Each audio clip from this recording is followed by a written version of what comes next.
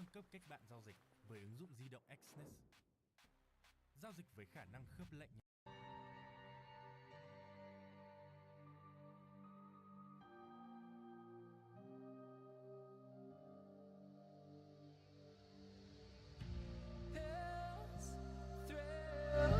Chasing whatever kills for so long, I forgot how it feels in the dark of night. Tabletops counting eyes in the early hours, stone cold inside, banging drops, dancers, never needing answers. We wander all alone, but we can't find the street lights gone. We wander all alone, but we can't deny the street light people.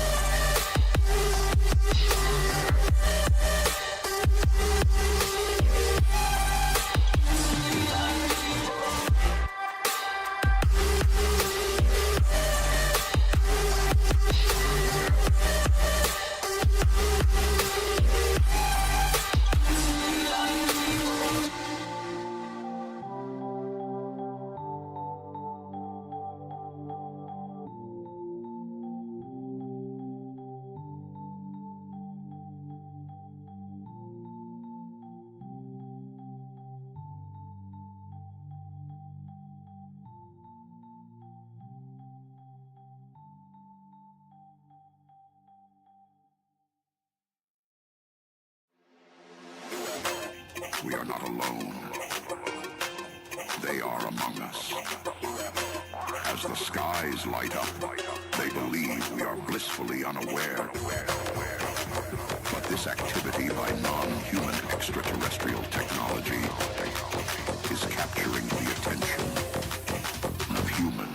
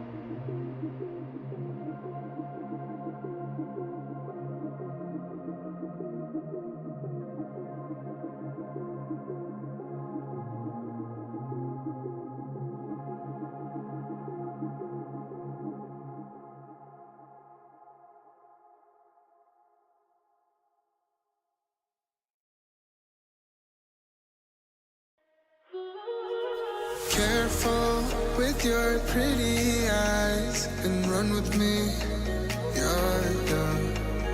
'Cause you and I are a secret. Feel my drift against your skin. 'Cause honestly, let's hold our breath. This is so real. Just you and me. Let's escape, girl, tonight.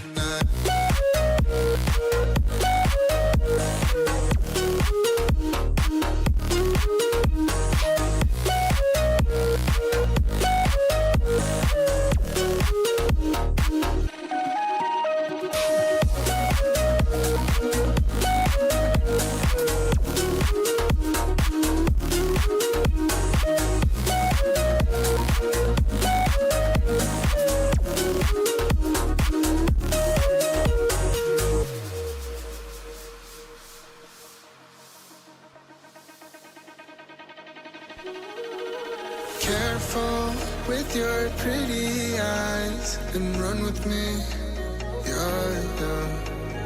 'Cause you and I are a secret. Feel my drift against your skin. 'Cause honestly, let's hold our breath. This is so real.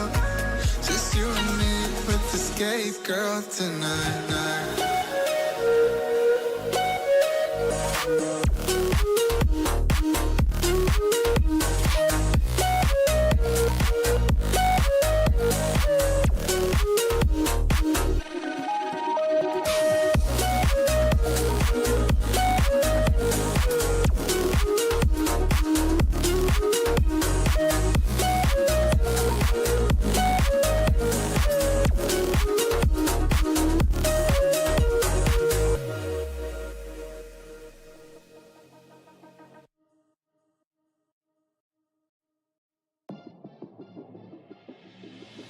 Sometimes a disaster, sometimes we're free. Oh, you take the long way to stay close to me. I don't want another, I just wanna breathe.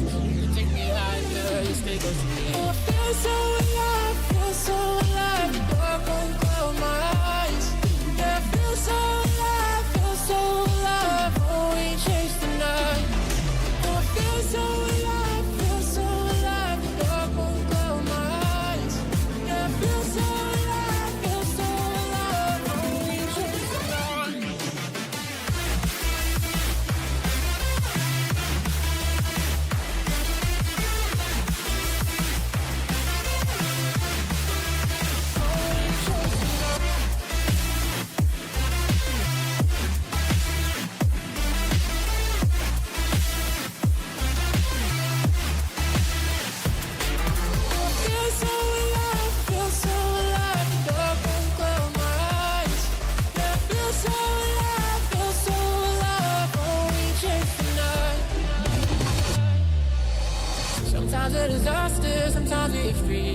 Oh, take the long way to stay close to me.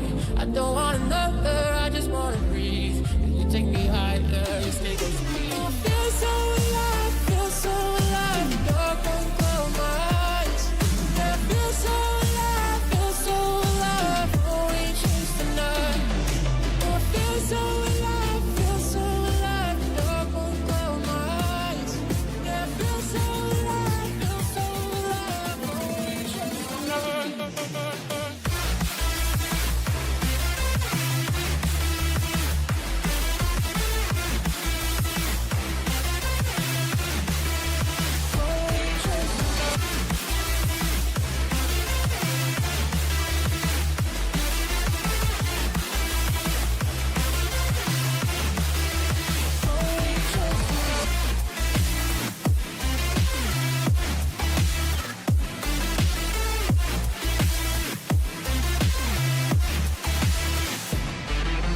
Feel so alive, feel so alive. The dark won't close my eyes. Yeah, I feel so alive, feel so alive. Oh, we chase the night.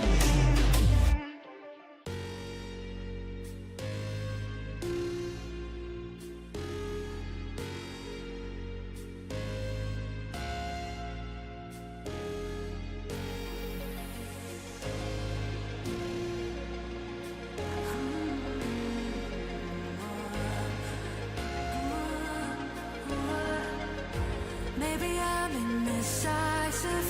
Maybe it's all too late. Maybe I'm just done fighting. Maybe, oh, maybe I'm indecisive. Maybe it's all too late. Maybe I'm just done fighting. It's all too late. It's all too late.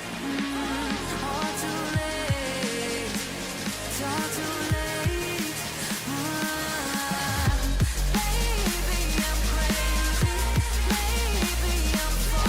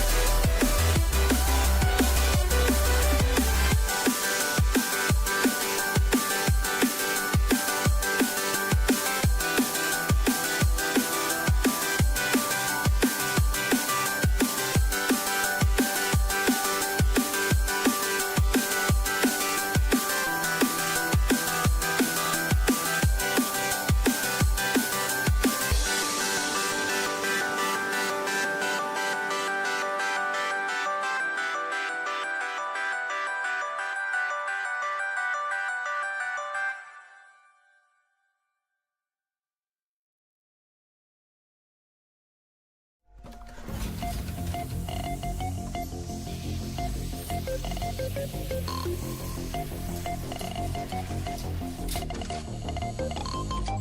a world of constant evolution, where the line between man and machine begins to blur, a new age of possibility emerges.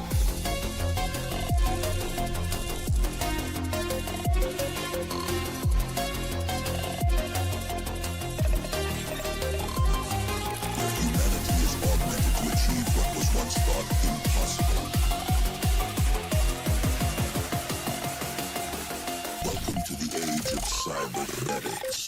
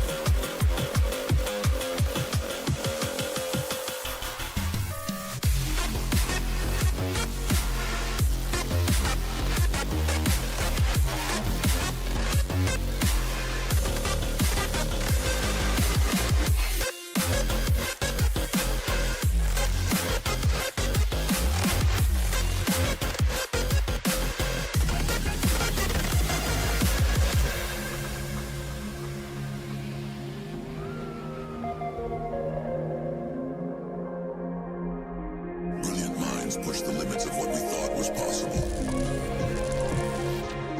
Pushing the boundaries of human potential. Where technology can enhance us beyond our wildest dreams.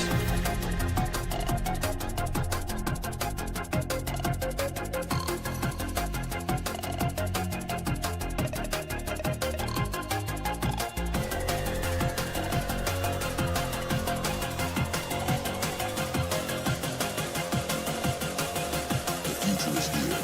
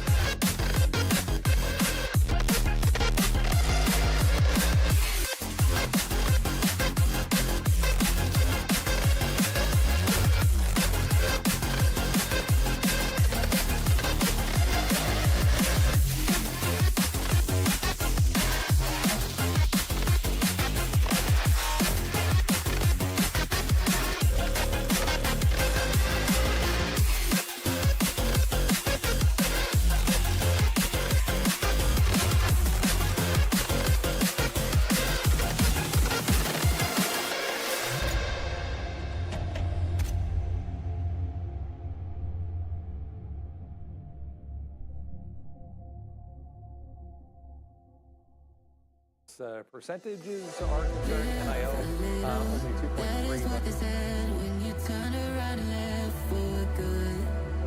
But the taste is bitter. Lonely in my bed, keep thinking about what we once had. It's true. But it's hard to get over such a beautiful lie. When I still want you closer. I am longing for closure. And I'm wondering why. No matter what I do, I keep on falling for you. I keep on falling for you. I keep on.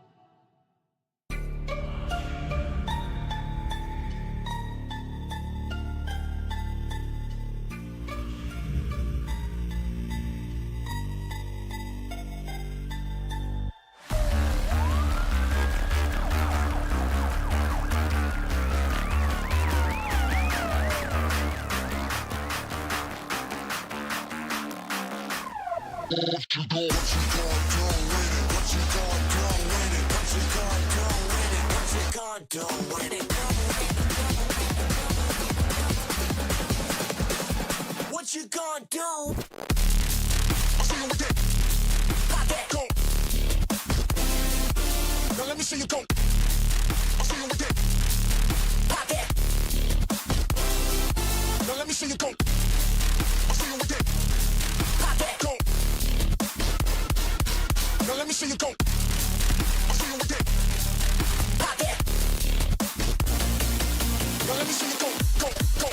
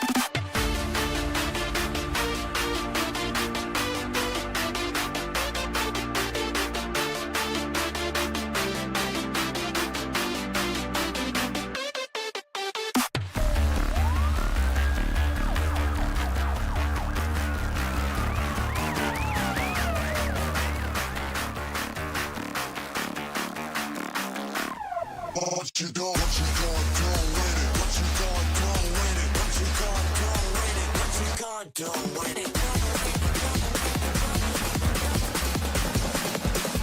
What you gonna do with it?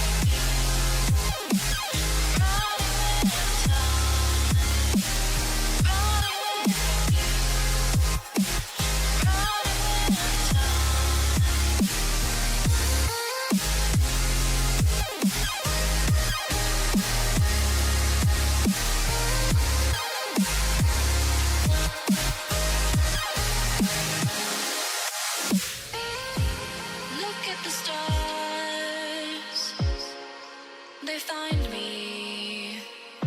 You shine so bright, it haunts me. I'm lost in this thick black sea of hopes for you and me. In the night I see you walking my way, sailing on my soul for your light. Come find me, I'm reaching out to you.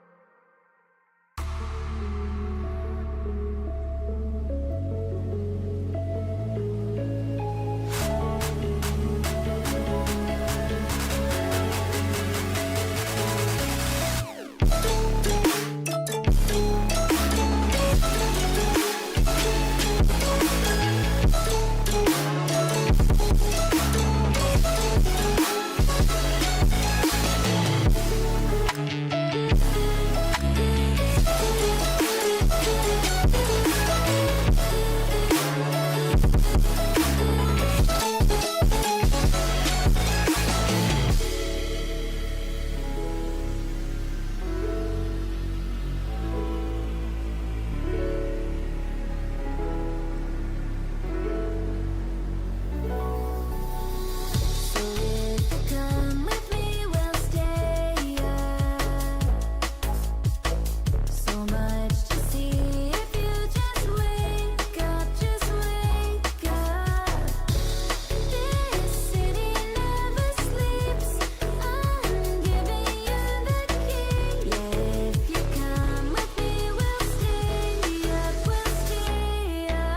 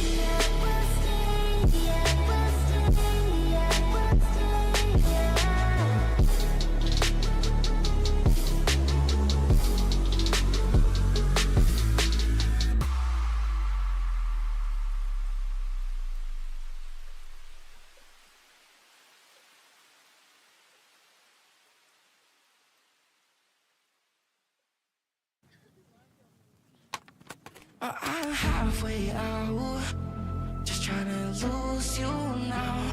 Yeah, it was an illusion now. Yeah, I just wanna see you out. So give it up, leaving all your texts on red with the games you left now.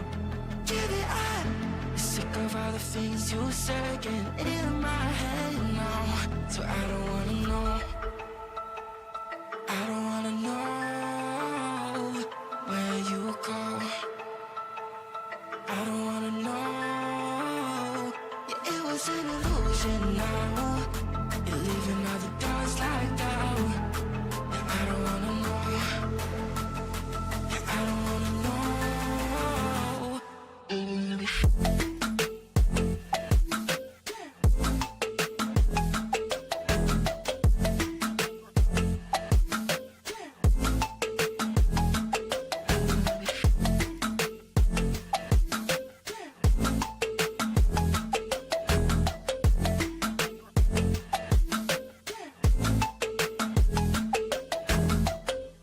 shards with a broken spleen, yeah. I'm blessed with the mess you leave, yeah. It's hard to stop and breathe, yeah. So I don't wanna know all the things that you left in my brain. So I know love again, yeah. I need to put it away, not even back in my face, yeah. I'm done with all that you can say, yeah. So leave me alone, 'cause I don't wanna know. I don't wanna know where you go. I don't wanna know. Yeah, it was an illusion now. You're leaving all the doors locked out. And I don't wanna know. Yeah, I don't wanna know.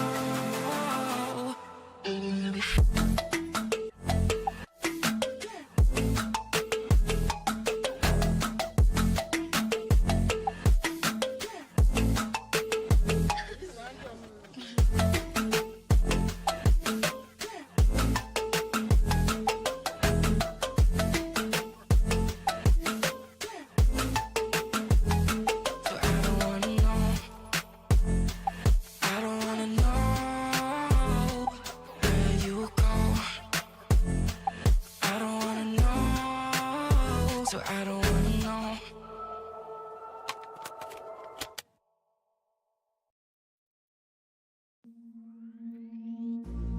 I ain't feeling lonely, and I wanna admit it's time to end the ride. Fading it too slowly, were those gonna lift me up this time? You were the only one who got me tripping up inside. All the words you told me, am I reading something different from your eyes? See you for a moment, even though that I could feel you. See you, all that I wanted was to tell you that I need you. See you for a moment, even though that I could feel you. See you, all that I wanted was to tell you that I need you. Now I'm finally right here with you.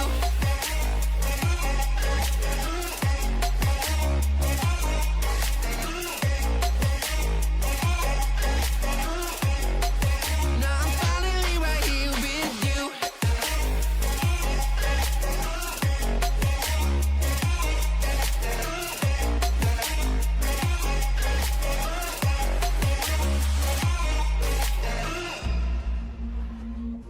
Your voice is getting nearer, heart is pumping, thoughts are running wild. We got a good thing going, while we got our feelings amplified. Staying to the morning, countless hours spending by your side. You look at me, I'm soaring, seeing all the truth behind your eyes. See you for a moment, even though that I can feel you. I see you, all that I wanted was to tell you that I need you. I see you for a moment, even though that I can feel you. I see you, all that I wanted was to tell you that I need you. Now I'm finally right here with you.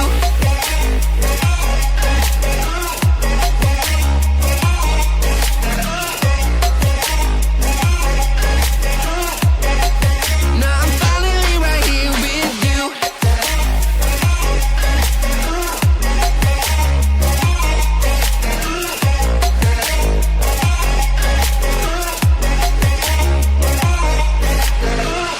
Your voice is getting nearer, heart is pumping, thoughts are running wild.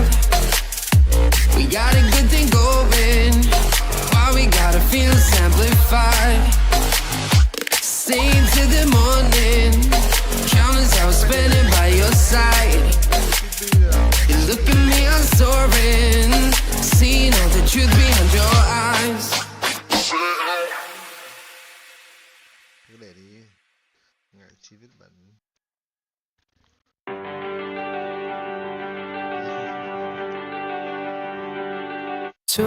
Talk to me, show me all that hurts you deep.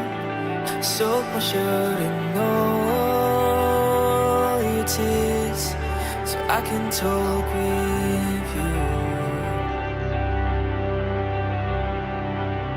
Breathe to me tales of things that haunt your dreams. Set the brush and paint the scene so I can breathe with you. The gravel spikes your feet. The cloth rubs on your knees.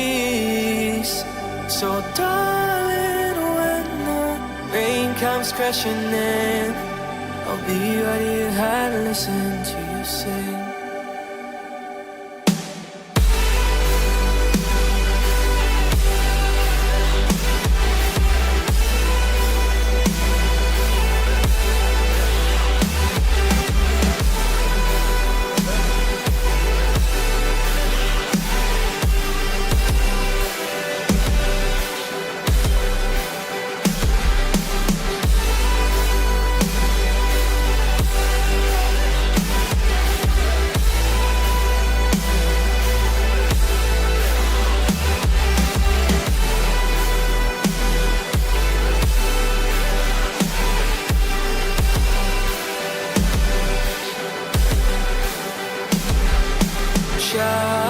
Shout to me what they made you out to be.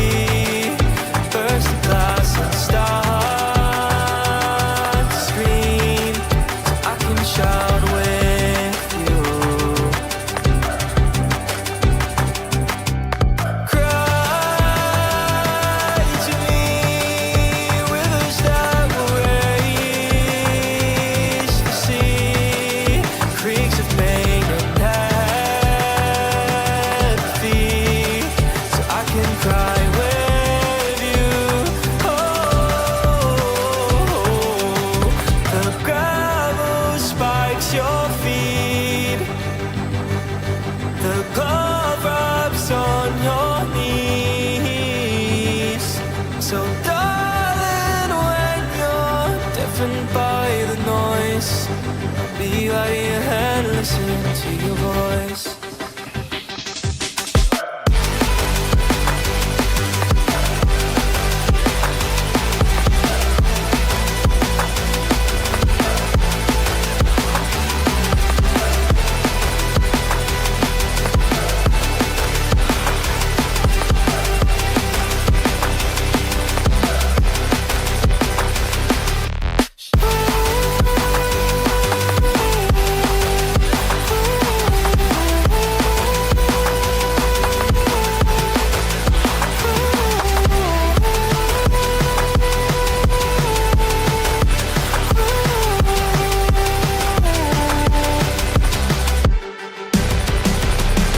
The gravel left behind, no crop for better times.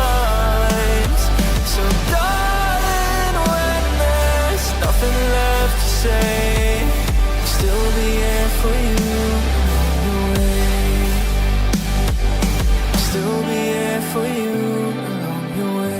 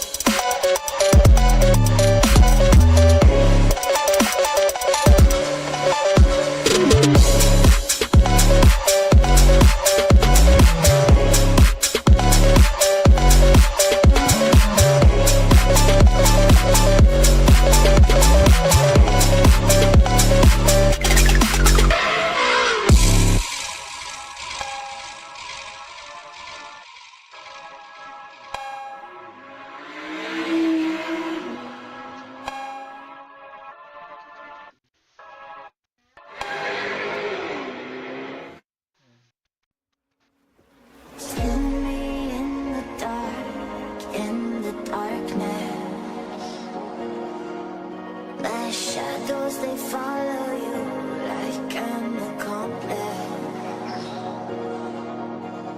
Lost all of your dreams, the night is harder. My shadows, they follow you. My shadows, they follow you in the darkness.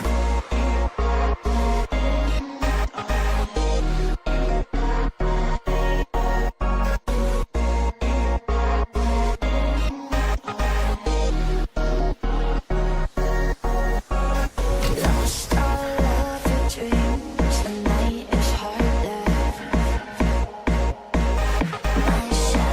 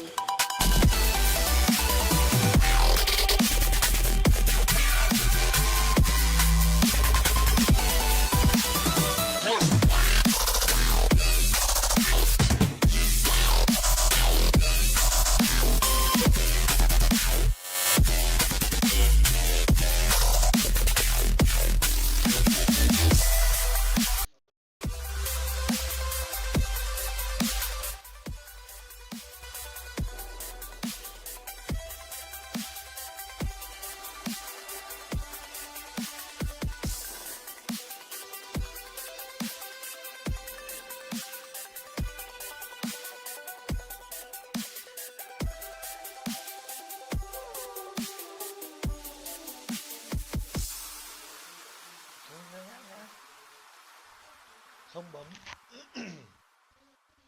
Ui lá quần eo ôi đi ra dấu cát.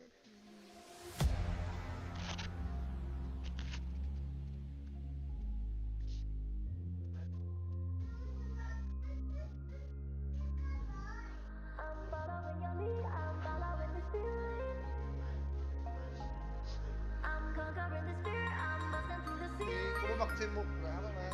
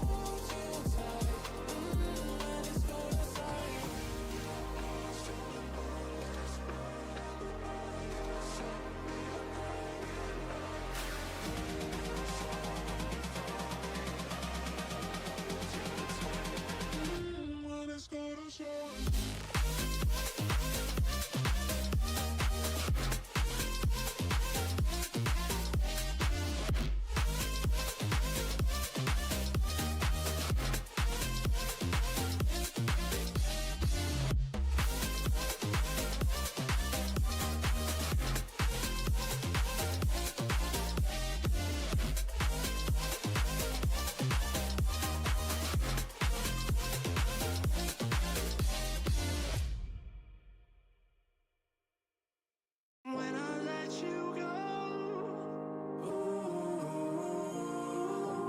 let's just pull you closer. I can't understand where it came from, but you got it, I got it. It began in the land of the sandstorm. I fought it, though I wanted everything to do with what you gave to me. Loosening my grip has pulled you into me. Promise for the credit over. With partnership from Infosys, we are at the forefront of innovation to drive value and progress for the company.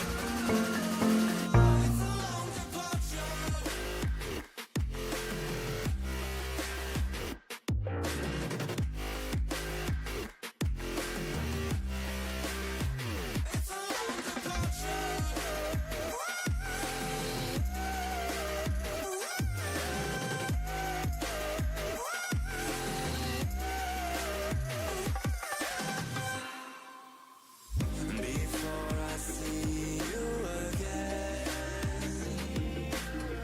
before it all makes sense,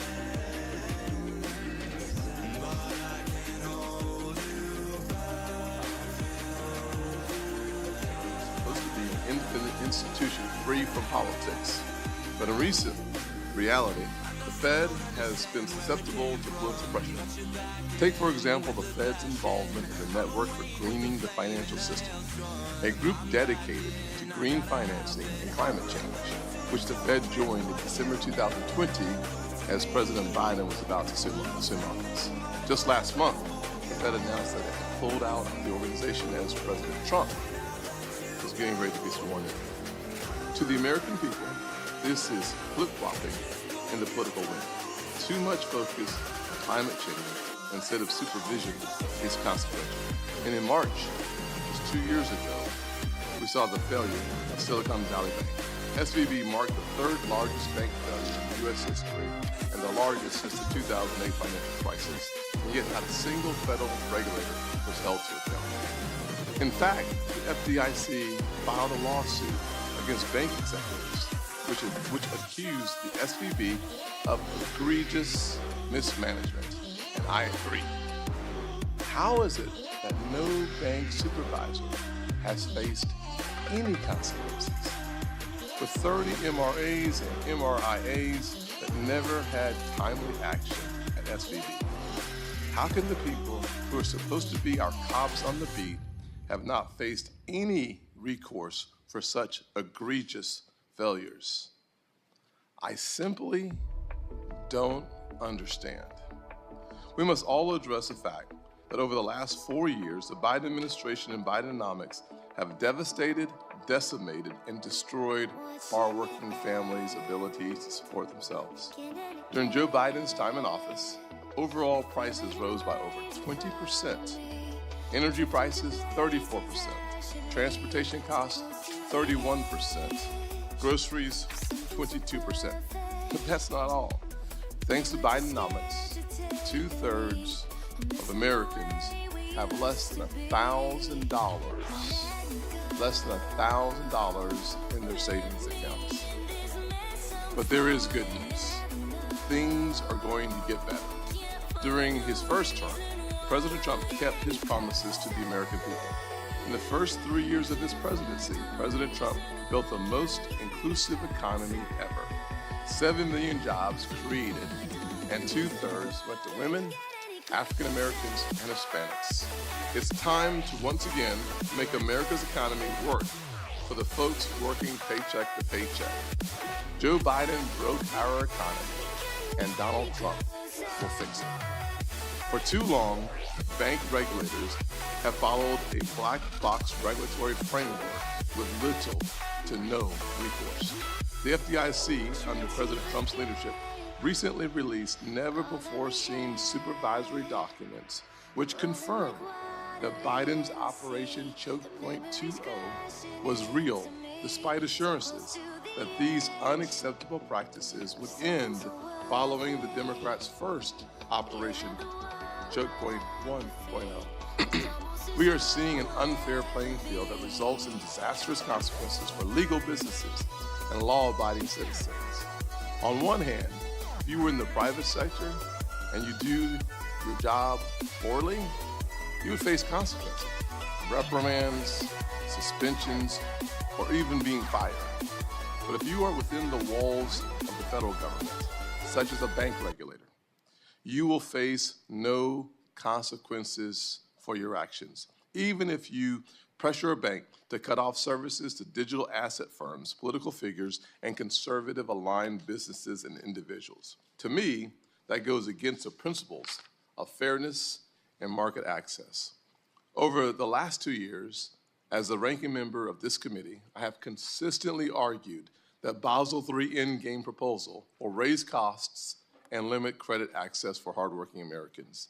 And while I'm glad this proposal was not finalized, the uncertainty surrounding Basel III forced banks to put capital on the sidelines, limiting access to that capital for local small businesses across our country.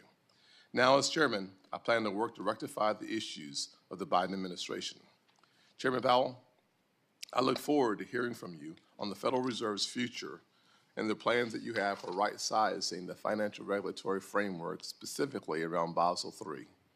To create jobs here in America, we need to make sure there's capital and liquidity in the market. And we also want all Americans, even those growing up in poverty like I did, to know that they can access the capital necessary to start new businesses, grow existing businesses, buy a home, and pursue their American dream. Chairman, I look forward to your comments and your testimony. I will simply say that I believe that weaponizing an independent agency like the Fed for liberal positions, from debanking crypto, bank stress test, and the green financing scheme, is not calling balls and strikes as a fair referee. And I hope that we are getting ready to clean that slate, start afresh, and focus on a healthy economy. Ranking Member Warren. Thank you, Mr. Chairman. Chair Powell, it is no secret that you and I disagree on the need for strong bank regulation, on monetary policy, and on the Fed's stock trading scandals. We have sharp differences, but I believe you are a principled public servant who cares about this country. We are at an unprecedented moment. Our financial systems are facing huge risks from the economic chaos of President Trump and his co-president, Elon Musk. From on-again, off-again tariffs to on-again, off-again layoffs for tens of thousands of government workers, to on-again, off-again cuts in domestic grain purchases, to on-again, off-again support for medical research. Now, co-president Musk and his OMB director have frozen all work at the Consumer Financial Protection Bureau. There are now 0 cops overseeing the $18 trillion consumer lending market. 0 cops. Investigations into illegal foreclosures and auto repossessions canceled. Exams of giant credit card issuers to weed out unlawful junk fees canceled. Probes of illegal debt collection practices canceled. Rules to save people billions of dollars canceled. If Musk and his OMB director succeed in killing the CFPB, it's like putting a sign on every checking account, every credit card, every mortgage application, and every car loan. Cops have been fired. Let the scams begin. That is not all. Musk and his Doge crew are also rooting through the Treasury's most important payment systems, the financial plumbing that ensures that billions of payments go through, from Social Security checks to grants for community health centers. No one has verified how they got this access or what they are doing with it. No one has checked whether Americans' financial data has been copied or sold for the personal profit of Mr. Musk. Instead, we've had a series of misleading and conflicting statements by Treasury Secretary Bessent. After receiving public blowback, it appears that Secretary Bessent is now trying to throw the Federal Reserve under the bus. Secretary Bessent claims that DOGE can't meddle with the Treasury's payment systems because ultimately the Fed is in control. Now, I'm not sure whether Secretary Bessent doesn't understand how the system works or if he's just trying to shift the blame to you. But I know he is wrong. The Fed simply executes the transactions that Treasury instructs. If Elon and his hackers, for example, initiate instructions to choke off payments to their enemies, or if they issue instructions to shut down payment for teachers' aides for kids with special needs, the Fed may have no way of knowing that the instructions were manipulated, and the Fed may have no legal method to override them. Chair Powell, the next 18 months may define your legacy and the country's trust in the Fed as an institution. I expect that you will work with Democrats and Republicans and Congress if DOGE's next move is to try to commandeer the Fed's payment system. I also expect that you will not join the conspiracy to shutter the CFPB. Unlike the Treasury payment instructions, you can see if the CFPB's funding requests have been manipulated. I understand that some extremists have a different view about what the law ought to be, but under the law right now, impoundment is clearly illegal. Do not make the Federal Reserve an accomplice to this illegal act and forever sully the reputation of the Fed. Keep the CFPB funded exactly as the law requires. We are in the middle of a crisis as Elon Musk tries to take over our government. But let's also talk for just a minute about your day-to-day job, meeting the Fed's dual mandate of promoting maximum employment and stable prices. It's now clear that the Fed acted too late and let inflation get too high, and then responded by keeping rates too high for too long. These policies made the big drivers of inflation, like housing costs, even worse. And they put Americans' jobs at risk, making it more difficult for them to afford a home and for small businesses to be able to finance their operations. I urge you to move more rapidly to bring down interest rates, beginning with a meaningful rate cut next month. You have proven you can move quickly when it is politically expedient. After President Trump was elected, within the space of just a few weeks, you scrubbed seemingly all mention of diversity and inclusion from the Fed's website. You withdrew from an international central bank group that shares information on climate-related risks to the financial system. You instituted a hiring freeze that will limit the number of cops on the Wall Street beat, and you announced plans to gut big bank stress tests. I can see the immediate political appeal of your strategy, but ultimately it will fail. You will lose good people. Climate catastrophes will continue to mount, and the increasing vulnerability of big banks will threaten our entire economy. Sure, Donald Trump may be happier with you right now, but wading deeper into politics to please him over the long run will burn the reputation and the independence of the Fed and put our entire economy at risk. I urge you, don't fall into these traps. Thank you, Mr. Chairman. Yes, ma'am. Today we'll hear from Chair of the Federal Reserve, Jerome Powell, on the semi-annual monetary policy report to Congress. Chair Powell, thank you for your testimony today, and you are now recognized. Chairman Scott, Ranking Member Warren, and other members of the committee, I appreciate the opportunity to present the Federal Reserve's semi-annual monetary policy report. The Federal Reserve remains squarely focused on achieving our dual mandate goals of maximum employment and stable prices for the benefit of the American people. The economy is strong overall and has made significant progress toward our goals over the past 2 years. Labor market conditions have cooled from their formerly overheated state and remain solid.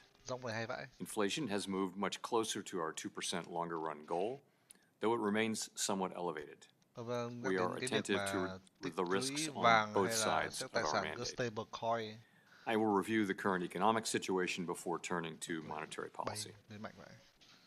Recent indicators suggest that economic activity has continued to expand at a solid pace. GDP rose 2.5% in 2024, bolstered by resilient consumer spending. Investment in equipment and intangibles appears to have declined in the fourth quarter, but was solid for the year overall. Following weakness in the middle of last year, activity in the housing sector seems to have stabilized. In the labor market, conditions remain solid and appear to have stabilized. Payroll job gains averaged 189,000 per month over the past 4 months. Following earlier increases, the unemployment rate has been steady now since the middle of last year, and at 4% in January remains low. Nominal wage growth has eased over the past year, and the jobs-to-workers gap has narrowed. Overall, a wide set of indicators suggests that conditions in the labor market are broadly in balance. The labor market is not a source of significant inflationary pressures. The strong labor market conditions in recent years have helped narrow long-standing disparities in employment and earnings across demographic groups. Inflation has eased significantly over the past 2 years, but remains somewhat elevated relative to our 2% longer-term goal. PCE prices rose 2.6% over the 12 months ending in December, and excluding the volatile food and energy categories, core PCE prices rose 2.8%. Longer-term inflation expectations appear to remain well anchored, as reflected in a broad range of surveys of households, businesses, and forecasters, as well as measures from financial markets. Our monetary policy actions are guided by our dual mandate to promote maximum employment and stable prices for the American people. Since last September, the FOMC lowered the policy rate by a full percentage point from its peak, after having maintained the target range for the federal funds rate at 5.25% to 5.5% for 14 months. That recalibration of our policy stance was appropriate in light of the progress on inflation and the cooling in the labor market. Meanwhile, we've continued to reduce our securities holdings. With our policy stance now significantly less restrictive than it had been, and the economy remaining strong, we do not need to be in a hurry to adjust our policy stance. We know that reducing policy restraint too fast or too much could hinder progress on inflation. At the same time, reducing policy restraint too slowly or too little could unduly weaken economic activity and employment. In considering the extent and timing of additional adjustments to the target range for the federal funds rate, the FOMC will assess incoming data, the evolving outlook, and the balance of risks. As the economy evolves, we will adjust our policy stance in a manner that best promotes our maximum employment and price stability goals. If the economy remains strong and inflation does not continue to move sustainably toward 2%, we can maintain policy restraint for longer. If the labor market were to weaken unexpectedly or inflation were to fall more quickly than anticipated, we can ease policy accordingly. We are attentive to the risks on both sides of our dual mandate, and policy is well positioned to deal with the risks and uncertainties that we face. This year, we are conducting the second periodic review of our monetary policy strategy, tools, and communications, the framework used to pursue our congressionally mandated assigned goals of maximum employment and stable prices. The focus of this review is on the FOMC's Statement on Longer-Run Goals and Monetary Policy Strategy, which articulates the committee's approach to monetary policy, and on the committee's policy communication tools. The committee's 2% longer-run inflation goal will be retained and will not be a focus of the review. Our review will include outreach and public events involving a wide range of parties, including Fed Listens events around the country and a research conference in May. We will take on board lessons of the past 5 years and adapt our approach where appropriate to best serve the American people to whom we are accountable. We intend to wrap up the review by late summer. Let me conclude by emphasizing that at the Fed, we'll do everything we can to achieve our dual mandate goals that Congress has set for monetary policy. We remain committed to supporting maximum employment, bringing inflation sustainably to our 2% goal, and keeping longer-term inflation expectations well anchored.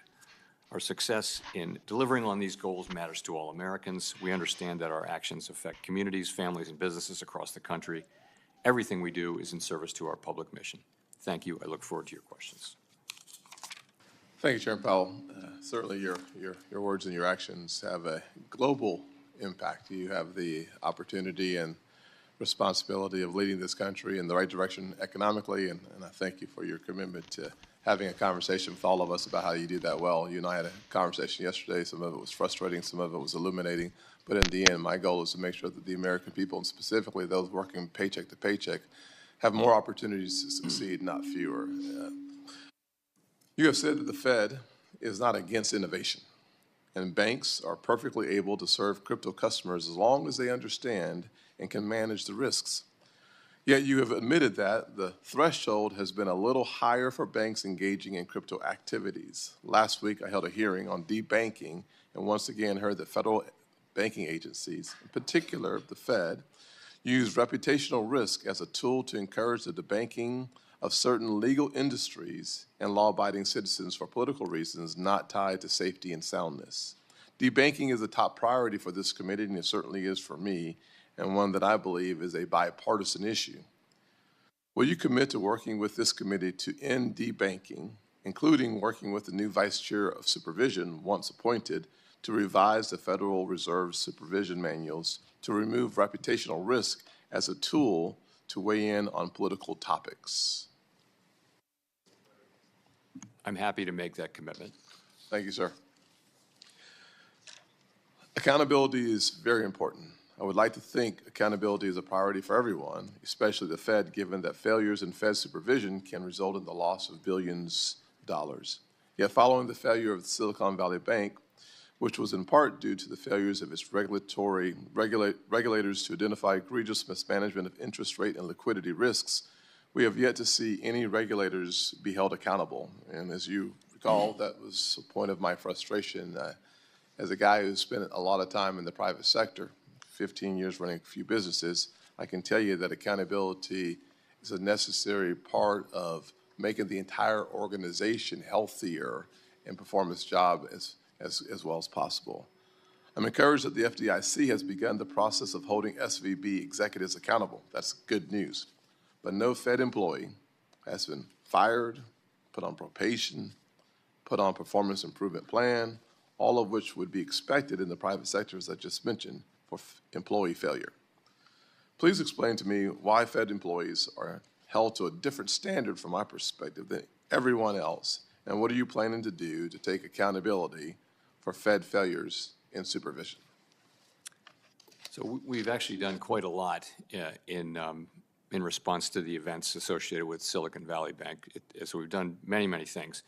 In terms of specific accountability, what we found was this was not a case of malfeasance or nonfeasance so much. It was a case of people were carrying out a specific playbook that failed to cause us to act in time for these things. So it wasn't actually particularly fair to the employees to say you violated our practices in some way. That wasn't really what happened. What happened was, I would say, a lot of focus on process and on governance and controls, and not enough focus on basic bread and butter banking, credit risk, liquidity risk, interest rate risk, things like that. So as we discussed yesterday, we took very substantial steps to avoid further spread of those issues, and that was successful. But I understand your point on accountability. This is one of the areas where you see the approach to looking at safety and soundness, and with the number of MRAs that when really documented but no action was taken, that leads me to the conclusion that individual employees, supervisors, should have been held account for that. I'll move on, though. In the past, you've supported tailoring regulations so that we ensure banks of different sizes thrive and to preserve our diverse banking system. Will you commit to working with me as chairman to make sure that financial regulations do not impose more burden than is necessary? And I'll say that this comes after a number of conversations with community banks and regional banks that have continued to stress that the cost of the regulatory framework around them isn't just harsh, it's oppressive. Larger banks suggest that the cost per employee for the regulatory framework is $10,000 per employee. I think we can do better, and would love to hear your thoughts on that. All right, first of all, I will commit to working with you on that. We do try to avoid excessive burden. I think it's fair to take a fresh look on, frankly, on debanking. I think we all see, both in your hearing and in the one on the House side, we hear a lot of people talking about that. And, it's time to take a fresh look, I think. We don't intentionally do these things, but sometimes regulation leads things to happen, and we need to be working on that. I appreciate that, and I'll turn over to the ranking member. I'll say this.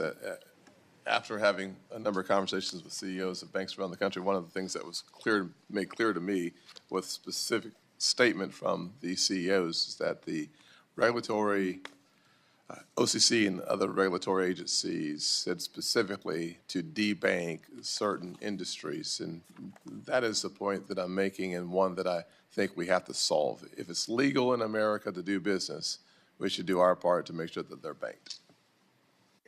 Thank you, Mr. Chairman. So over the weekend, Co-President Musk and Acting Director Vogt effectively shut down the CFPB.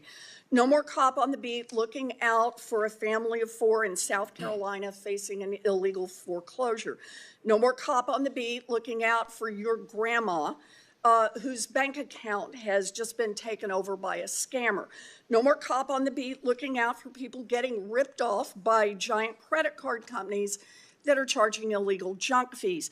It also means that the CFPB is no longer doing one of its most important jobs, examining big banks to root out illegal conduct before it happens, or at least stop it before more people get hurt.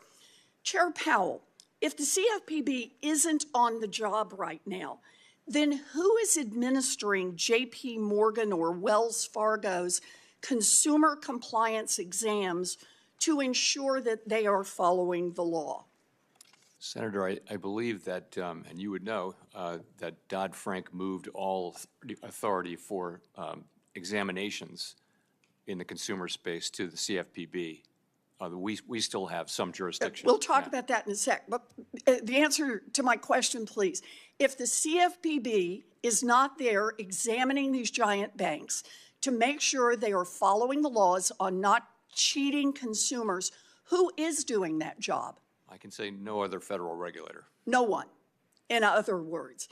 So thanks to Co-President Musk and CFPB Acting Director Vogt, Wall Street banks no longer have to show the bank examiners that they're not illegally opening accounts people didn't ask for, like happened with Wells Fargo, or charging illegal junk fees like the Bank of America did. But CFPB has jurisdiction only on banks that have more than $10 billion in assets. So what's happening in thousands of community banks all around the country, those that have less than $10 billion in assets? So Chair Powell, as you know, the Fed oversees consumer compliance for state member banks that have less than $10 billion in assets. Has the Fed suspended consumer compliance exams for those smaller banks, or is the Fed still on the job to make sure that those smaller banks are following consumer financial laws? Still on the job, business as usual. All right. By forcing the CFPB not to do its job, President Trump, Elon Musk, and the author of Project 2025, Russ Vought, are giving Wall Street banks an unlimited get-out-of-jail-free card so they can cheat working families, even while community banks continue to play by the rules. You know, for any Americans who have money deposited at JP Morgan or Wells Fargo or any other of the giant banks, they should now know that there is no one on the job to make sure that those banks are not scamming you. Only the smaller banks now have a cop on the beat to make sure that they aren't cheating consumers. You know, if I had my money in one of those giant banks, I might think about going to a smaller bank where the protection, at least right now, is a whole lot better. Now, at the same time that the CFPB is under attack, the Fed is buckling to pressure from Wall Street to erase other safeguards for the too big to fail banks. During the first Trump administration, under your leadership, the Fed weakened the big bank stress tests, including by giving the big banks some of the answers to the test in advance. I called you out on it, but you promised right here in this committee that you would not give those banks the whole answer key. I'm going to quote you back. You said, complete knowledge of the models could lead to a model monoculture in which all firms have similar internal stress testing models, which could increase the correlation of risk in the system and miss key idiosyncratic risks faced by the firms. I agreed with you. But several weeks ago, the Fed announced that it has plans to do exactly that, hand all of the answers over to the giant banks. Chair Powell, why is the Fed about to propose a rule that directly contradicts your own testimony and, in your own words, would render the stress tests toothless? Senator, in essence, because the ground has shifted very substantially in administrative law, and we actually want the stress test to remain resilient to that, and so we're making changes to accomplish that. Well, the changes are changes you've identified earlier as making those tests toothless. Look, the big banks are going to juice shareholder payouts and leave this economy more vulnerable to a crash. The Fed is knuckling under to bank lobbyists. We know how this ends. People will suffer. Wall Street will get bailed out. I urge you, Chair Powell, to serve Main Street instead of Wall Street. Don't weaken these rules. Thank you. Senator Rounds. Thank you, Mr. Chairman. And Mr. Chairman, thank you for coming before the committee. I appreciate the opportunity to visit with you. I've got a series of questions, but I would like to give you an opportunity, if you would like. The suggestion that the ranking member has made here is that the big banks can now scam individuals right now. Any change in the laws regarding how they're supposed to be treating the individual consumers out there or anything along that line? Law changes? No, I'm not aware of any Any law changes, any rules that they would have to follow? Not that I'm aware of. Are they still audited, and do they still have the regulators in watching all of their businesses just as they did before? Well, they'd have all the regulators except for the CFPB. Very good. If in fact, in the hypothetical, the CFPB weren't carrying that out. Anything else you'd like to add before we move on? No, I'm good. Thank you. Thank you, Mr. Chairman. As we continue to prioritize the stability and the resilience of our financial system, the ongoing Basel III rulemaking process has remained front and center in shaping our regulatory framework. I guess I was rather outspoken with my opposition to the original proposal, and further work was stalled at the end of the last year. I guess my question for you today, sir, is could you provide an update on the Federal Reserve's progress in finalizing the Basel III endgame rulemaking process? I'd be glad to. So we remain committed to completing Basel III endgame. We think it's good for U.S. banks, it's good for our economy that there be a global standard beneath which foreign banks can't fall. And that was one of the big ideas behind the whole Basel Committee approach. So where it sits now is we await leadership arriving at the OCC and the FDIC, and that seems to be happening. And when that happens, we're going to sit down with them and work our way through to a Basel III endgame proposal. And I think we can do this reasonably quickly, one that is compliant, consistent with the Basel requirements, and also consistent with what other large jurisdictions are doing. I'm optimistic that we can do that fairly quickly, and we're committed to doing that. We always wanted our banks to be competitive with European banks, and I'm just curious, the original proposal that was in front of you, and I'd like your thoughts on this, it was estimated to increase our bank's capital by 19%, which I think may very well have created a potential disadvantage within the U.S. institutions versus our European counterparts. With any new proposal, what's your thoughts? Would you make a commitment that this would be a neutral approach with regard to capital? The main commitment I'll make is we'll work together with new leadership at the other banking agencies to do something. But that's certainly, you know, I've said many times in this committee that I think that the level of capital in the largest banks is about right, and so it'll shake out somewhere in that area, I would guess. Our expectation would be, and the markets would expect that it would be neutral with regard to capital. In that range, but I want to defer to our new colleagues and get their views as well. But that's a good starting place. Okay, thank you. The Federal Reserve's partnership with the U.S. Treasury plays a central role in supporting our nation's payment infrastructure, which processes a vast range of daily transactions, from federal benefit disbursements to debt obligations. Could you outline the Federal Reserve's role in supporting and managing the Treasury's payment systems, including how the Fed works to keep these systems secure, efficient, and capable of handling the government's high volume of daily transactions? So it's a complicated set of arrangements, and I'll try to summarize quickly. Effectively, Congress authorized spending, and then the agencies carry out those spending orders. And when the way they do that is they send an order to pay a payee, a recipient, to the Treasury Department.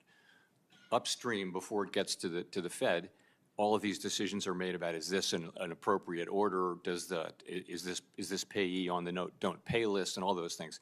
Once all of that is set, it comes to the Fed, and by that I mean 4 or so of the reserve banks, and we actually make the payment. We take the money out of the Treasury General account and we make the payment. We make no judgments whatsoever. Those are all made upstream from us, and we are in fact the fiscal agent of the Treasury.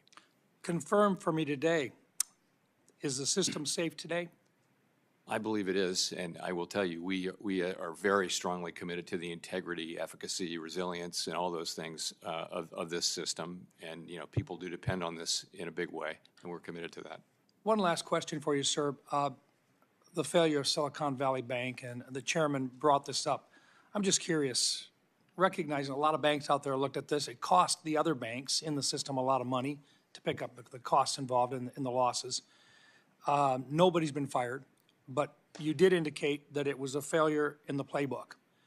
Has the playbook been revised, or can we expect that it will be revised? In a lot of ways, it's been revised, yes. I can go into some details. I mean, one thing that didn't happen was, for example, the supervisors didn't follow through aggressively enough on things that they'd said. If they'd done that could well have been enough to stop it. But a lot of it was just not focusing enough directly on what was a very large amount of interest rate risk, a large portfolio of long-term securities matched up with an unstable funding base. And somehow people wrote about that, and not the Fed, but others wrote publicly about this, but somehow we don't expect bank runs outside of a crisis in this country, and that's what that was. It was a bank run, and bank runs are incredibly damaging. I think everyone learned a lot from that and is determined to do better.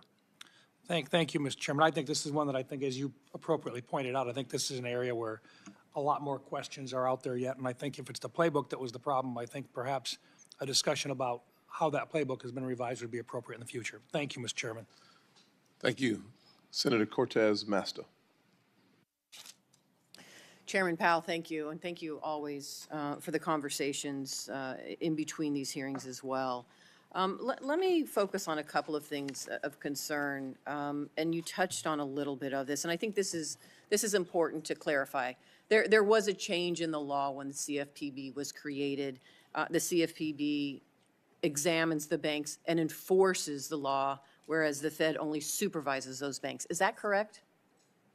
Or how would you determine that relationship? With the CFPB? So Dodd-Frank took a lot of the consumer compliance jurisdiction away from the other banking agencies and gave it to a newly created agency, the CFPB. We retained a residual amount of that, as we just discussed, which was banks under $10 billion in assets. But the CFPB essentially took all of that when Dodd-Frank came into being.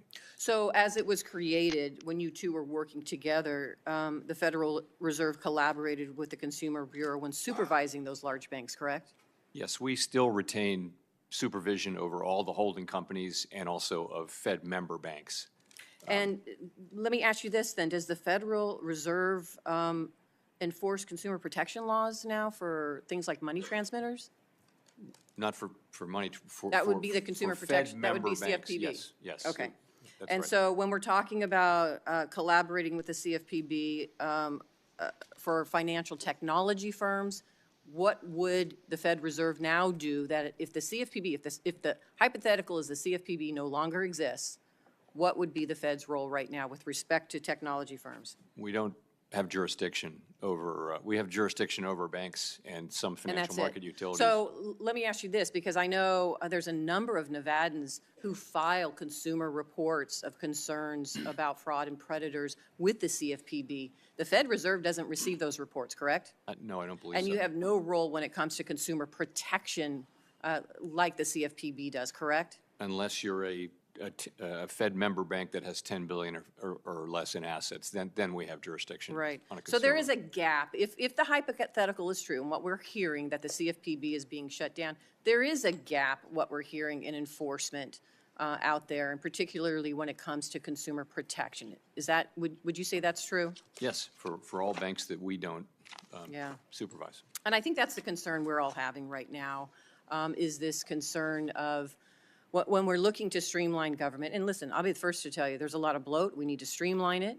We need to address regulations and overreach. But there's a strategic way to do it, and not this burn down the house that is going to harm people across the country, including in my state, those Nevadans that are looking for some sort of enforcement around consumer protection law. So that's what you're hearing from many of us on our side of the aisle here. Can I just very briefly add that we do have some residual enforcement authorities, but what we don't have is examination authority, and for the banks that the CFPB supervises. Thank you.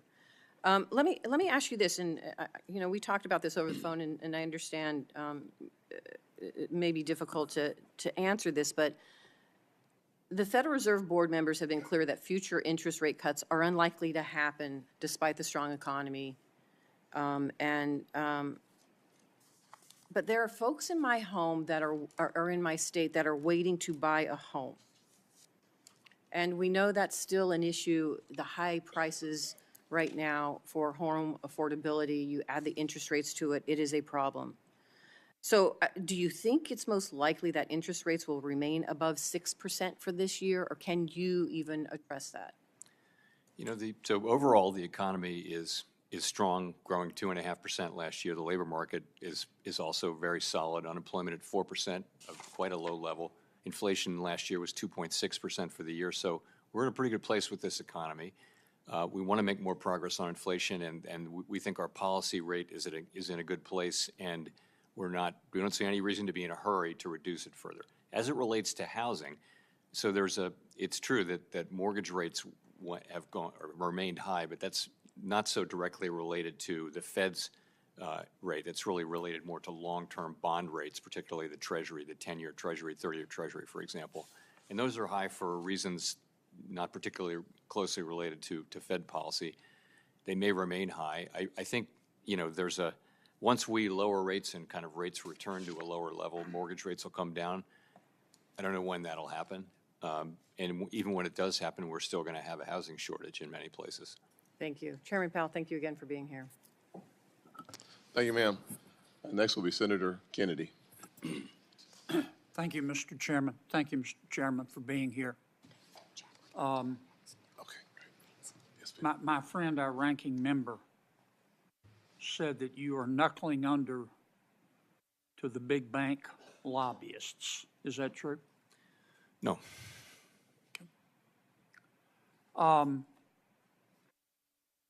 It seems to me that the big picture should not go unnoticed.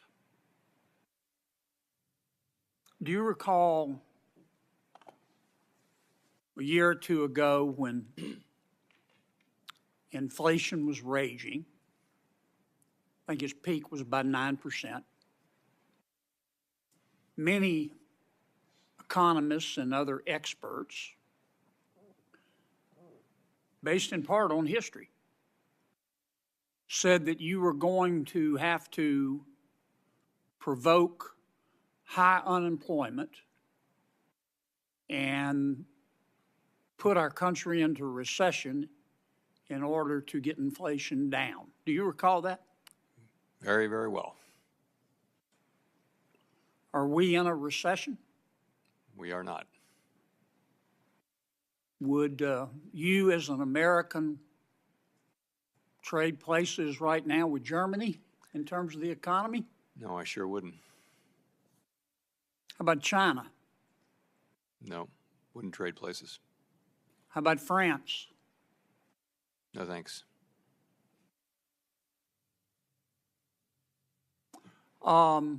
Things aren't perfect. Inflation's obviously still sticky, and long rates are too high, which I want to talk about in a second. But the fact is, knock on wood, we have experienced a soft landing, haven't we? Not for me to say, really. I'll let others Well, make have we that. experienced a hard landing? No, we sure Are haven't. we in a recession? No, we're not. I call that a soft landing. And it seems to me that you and some of the ladies and gentlemen who are your colleagues at the Federal Reserve behind you deserve some credit for that. Thank you. I don't know why you don't take the credit. Everybody else in Washington, D.C. does. Again, I'm not saying things are perfect, but I never imagined that our landing could be this soft, albeit not perfect. And I wanted to thank you and your colleagues for that effort. You sure didn't get any help from Congress and on the our president on the fiscal side. I don't expect you to comment on that. You and the Federal Reserve can to a large extent control short rates, can't you? Yes. Through the open market committee. You can't control long rates, though, can you? No, we can't. Why is that? So a lot of things go into long rates, and one of them is the expected future short rate of Fed policy, but many, many other things go in. Expectations of inflation in the longer run, the sort of risks around the economy and around the budget deficit go into something called the term premium, which is the part we can't explain when we do these decompositions. And so, you know, it's set by supply and demand in the bond market at the long end, and we're not particularly. We have some influence, but mostly not. Many Americans are looking at short rates and looking at the Fed's behavior and how you reduce inflation, but they don't see the long rates going down, and obviously that affects mortgage rates. And I would encourage you and your colleagues to spend some time explaining to the American people why that is. Final question. If you went home tonight and Mayor Powell, your spouse, said, you know, I got a call today from our bank, and they're debanking us. They're worried about their reputational risk because they don't like our politics. Would you think that fair? No, I sure wouldn't. And as I mentioned earlier, I too am troubled by the quantity of these reports, and you know, really want to understand better why this is happening. You know, one theory is that banks are just very risk averse around BSA and money laundering, and that's because we're so tough on them and that they just don't, any red flag is enough. But it may be that this whole thing with reputation risk needs to be thought about. It's actually coming out of our one manual that we use. We're taking that concept out, the manual that we've been using for account access, for master accounts. We're just going to take that out. But I think this needs a fresh look, and I think it's time for that, and we're gonna do that. Well, I've asked our chairman, and he has agreed to invite some of the CEOs of some of the banks that have been debanking people. The CEOs, Yes. not their lawyers, not their PR consultants, Not the lobbyists. not their priests, them, the CEOs to come in and let's talk about this and find out what the hell's been going on. Thank you, Senator Kennedy. Thank you, Mr. Chairman. Senator Reed. Thank you, Chairman Scott. Chairman Powell, welcome. Thank you very much. I think your monetary policy combined with the Biden fiscal policy over the last 4 years has made a tremendous difference. We've avoided a recession. And I'd like to remind people how far we've come. In 2020, the gross domestic product decreased 2.2%.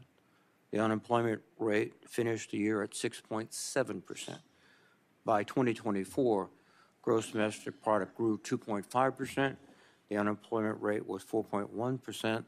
Labor force participation rate went up from 61% to 62.5%. And that's a combination of your work together with the fiscal policy of the Biden administration. So I thank you for that. One of the issues before us today is the issue of tariffs. In July 2018 testimony, you stated, Mr. Chairman, countries that have remained open to trade, that have not erected barriers, including tariffs, have grown faster and had higher incomes. Do you still believe that? Yes, I do. I would stand by that. So President Trump's tariffs on China, Canada, and Mexico will obviously raise costs on families. In fact, some economists, many economists, project about $1,200 per year households will be paying extra. An increase of inflation by nearly 1%, economic growth depression, and, for example, the increase of the average car price by $2,700. Is that a wise policy? So I guess I ought to say this. You know, I think the standard case for free trade and all that logically still makes sense. It didn't work that well when we have one very large country that doesn't really play by the rules.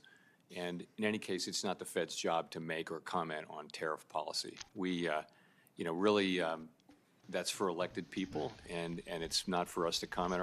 Ours is to try to react to it in a thoughtful, sensible way and make monetary policy so that we can achieve our mandate.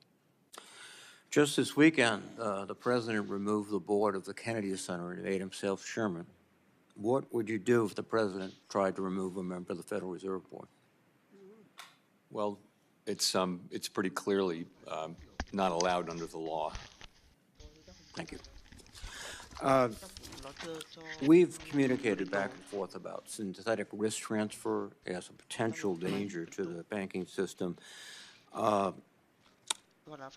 And could you give us some insights on how we can improve financial stability by regulating these transactions more appropriately?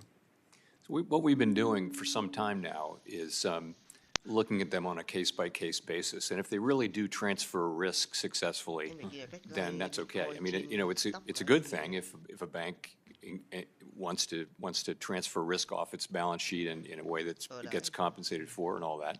But what you want to make sure is that the risk is really transferred, and that was the problem during the global financial crisis. Was sort of things that appeared to but did not accomplish a transfer of risk. So we see this coming, and we've been looking at these transactions on an ongoing basis. Well, I commend you for that. In fact, what happens typically is the transaction becomes complicated by synthetic risk transfers, as it was the case with synthetic derivatives. So thank you for your attention to that. We've talked about housing. It's absolutely critical everywhere across the country. We're in a housing shortage. Of course, housing is difficult.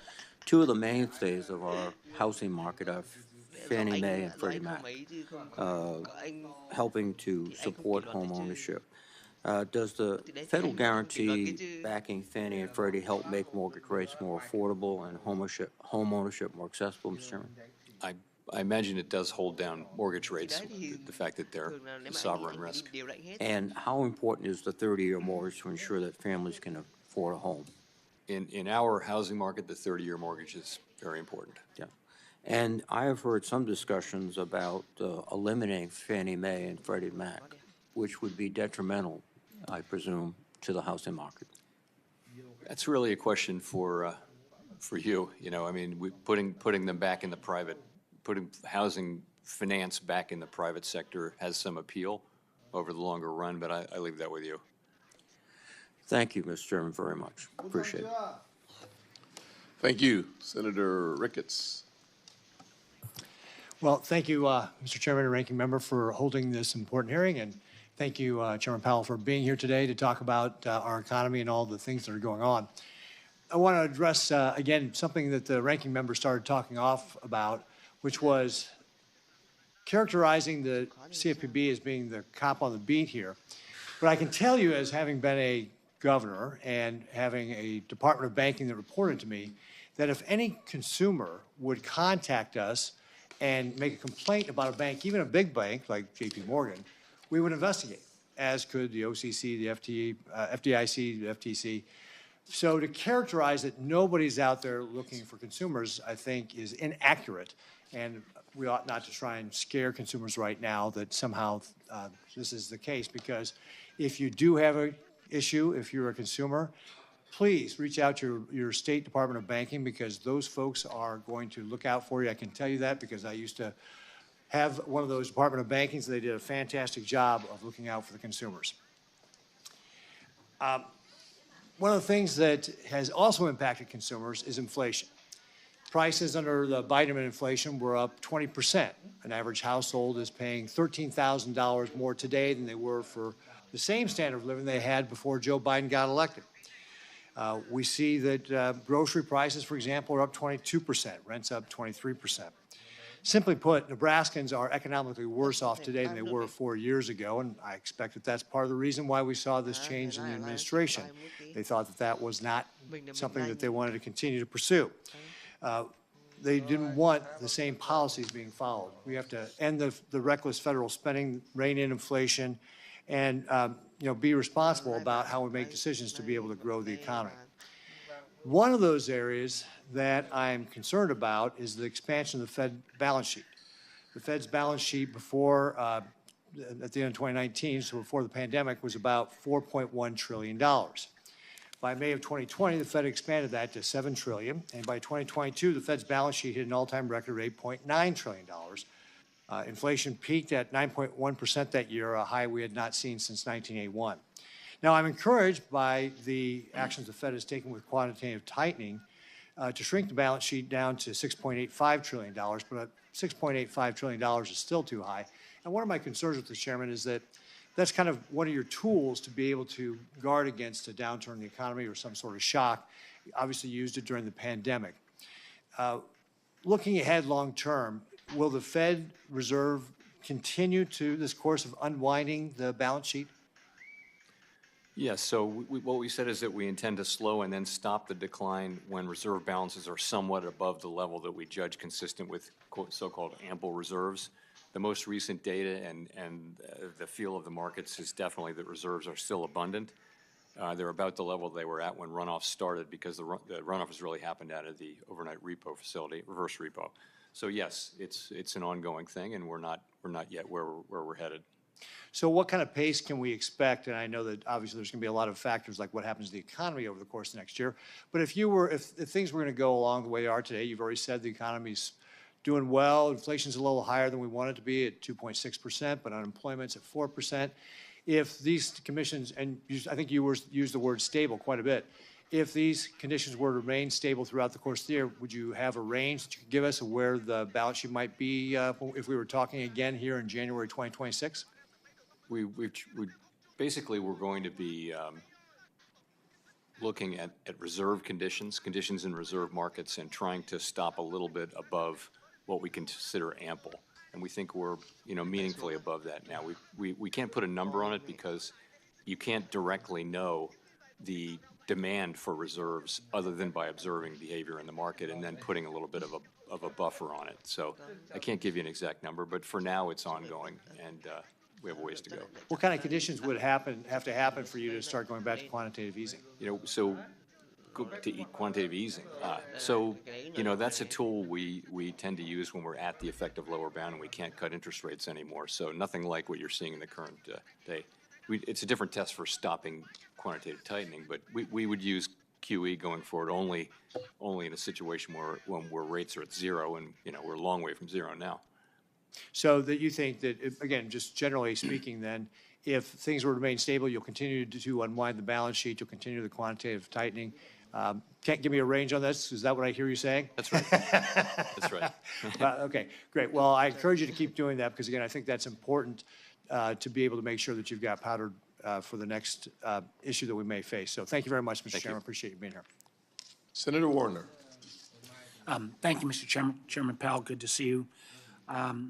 One of the things we've talked about in the past, and I've got 2 or 3 issues I want to get through fairly quickly, is that that while our regulatory framework should always promote financial innovation, that innovation can't come at the expense of things like anti-money laundering, consumer protection, financial stability. I continue to worry in many of these hearings where we keep seeing this regulatory creep outside the boundaries of traditional financial regulation.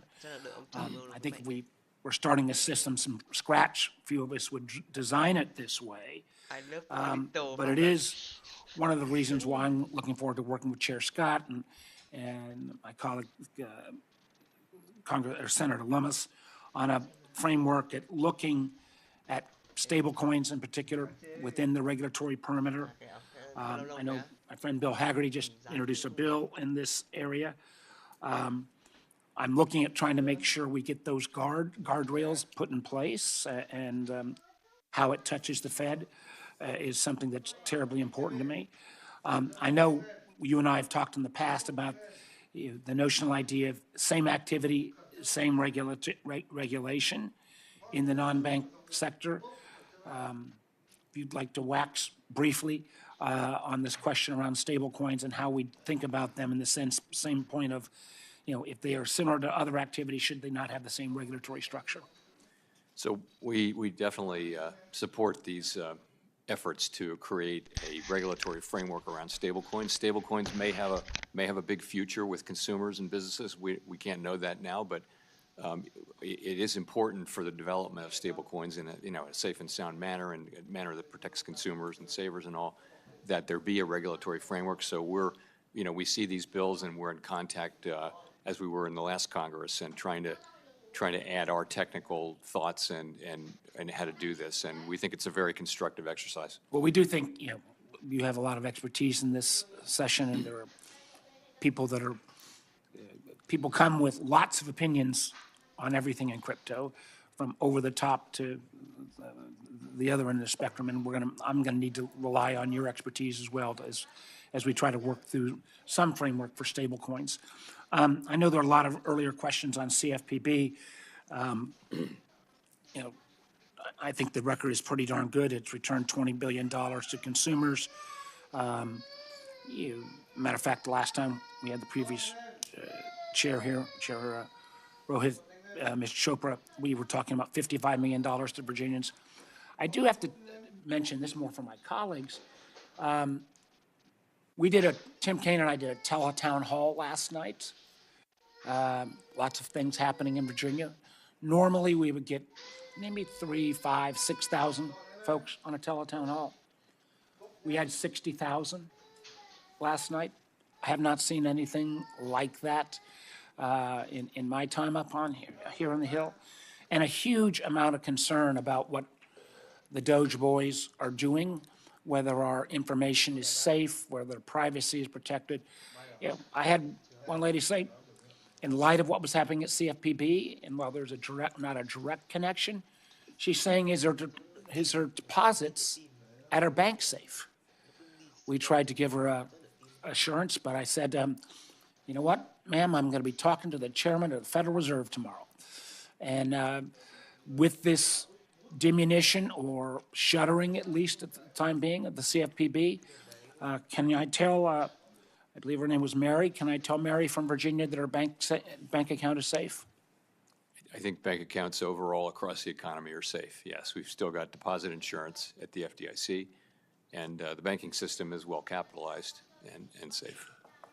Well, again, I think the concern was being raised was that the diminution of consumer protections lent her concerns about whether that dollar being safe. Last thing I want to recognize is that, there's been reports in the media about the thinness in the treasury markets, the number of additional bonding that we're going to have to do, particularly with so many of these unpaid tax cuts. Matter of fact, one of the things that was really striking to me was that yesterday the president mentioned how he was, quote, examining treasury debt payments for possible fraud and suggested that our debt might not be as high as possible. We all understand the full faith and credit of the United States is based upon a reputation. If this president were to suddenly say, I'm wiping off X amount of debt because I don't believe we owe it, what kind of effect would that have on both stability of the dollar and the overstability of our economy? It will probably not surprise you that I will defer to you on that question.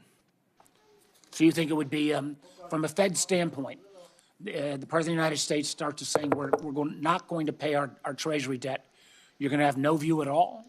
I'm not going to comment on things that the president says.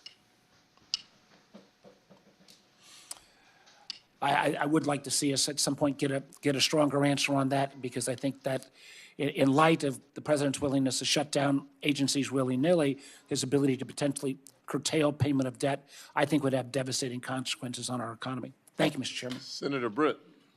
Thank you, Mr. Chairman. Obviously, there's been a lot of conversation both in and out of this hearing room today. Conversations about a co-president referencing Elon Musk, referencing the work that Doge is doing. I think it's important to remember that President Trump ran on this. I mean, he said we're going to look for wasteful spending across our government.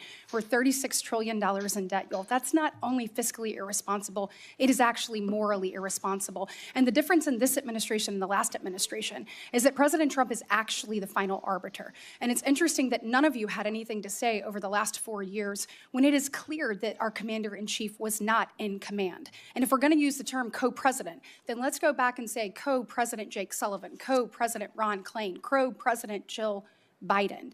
I mean, it seems that some of the biggest decisions were made during the president's afternoon nap time. And so I just think we need to be a little bit more honest about what's been laid out and what's actually occurring. Chair Powell, I want to discuss some monetary policy issues, but I first want to highlight a few supervisory items. We unfortunately started 2023 with several bank failures in which the Fed itself admits its supervisors were, quote, too slow to ask.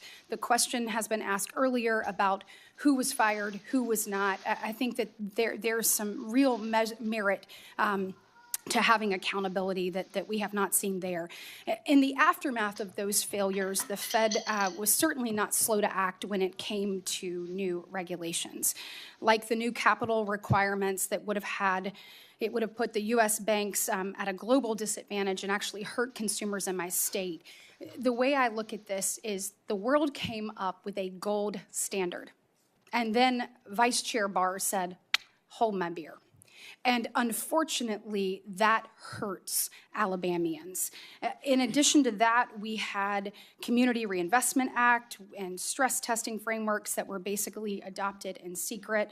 Or as we discussed last week, the reputational risk and just the arbitrary nature of that and those standards that were used to push political agendas.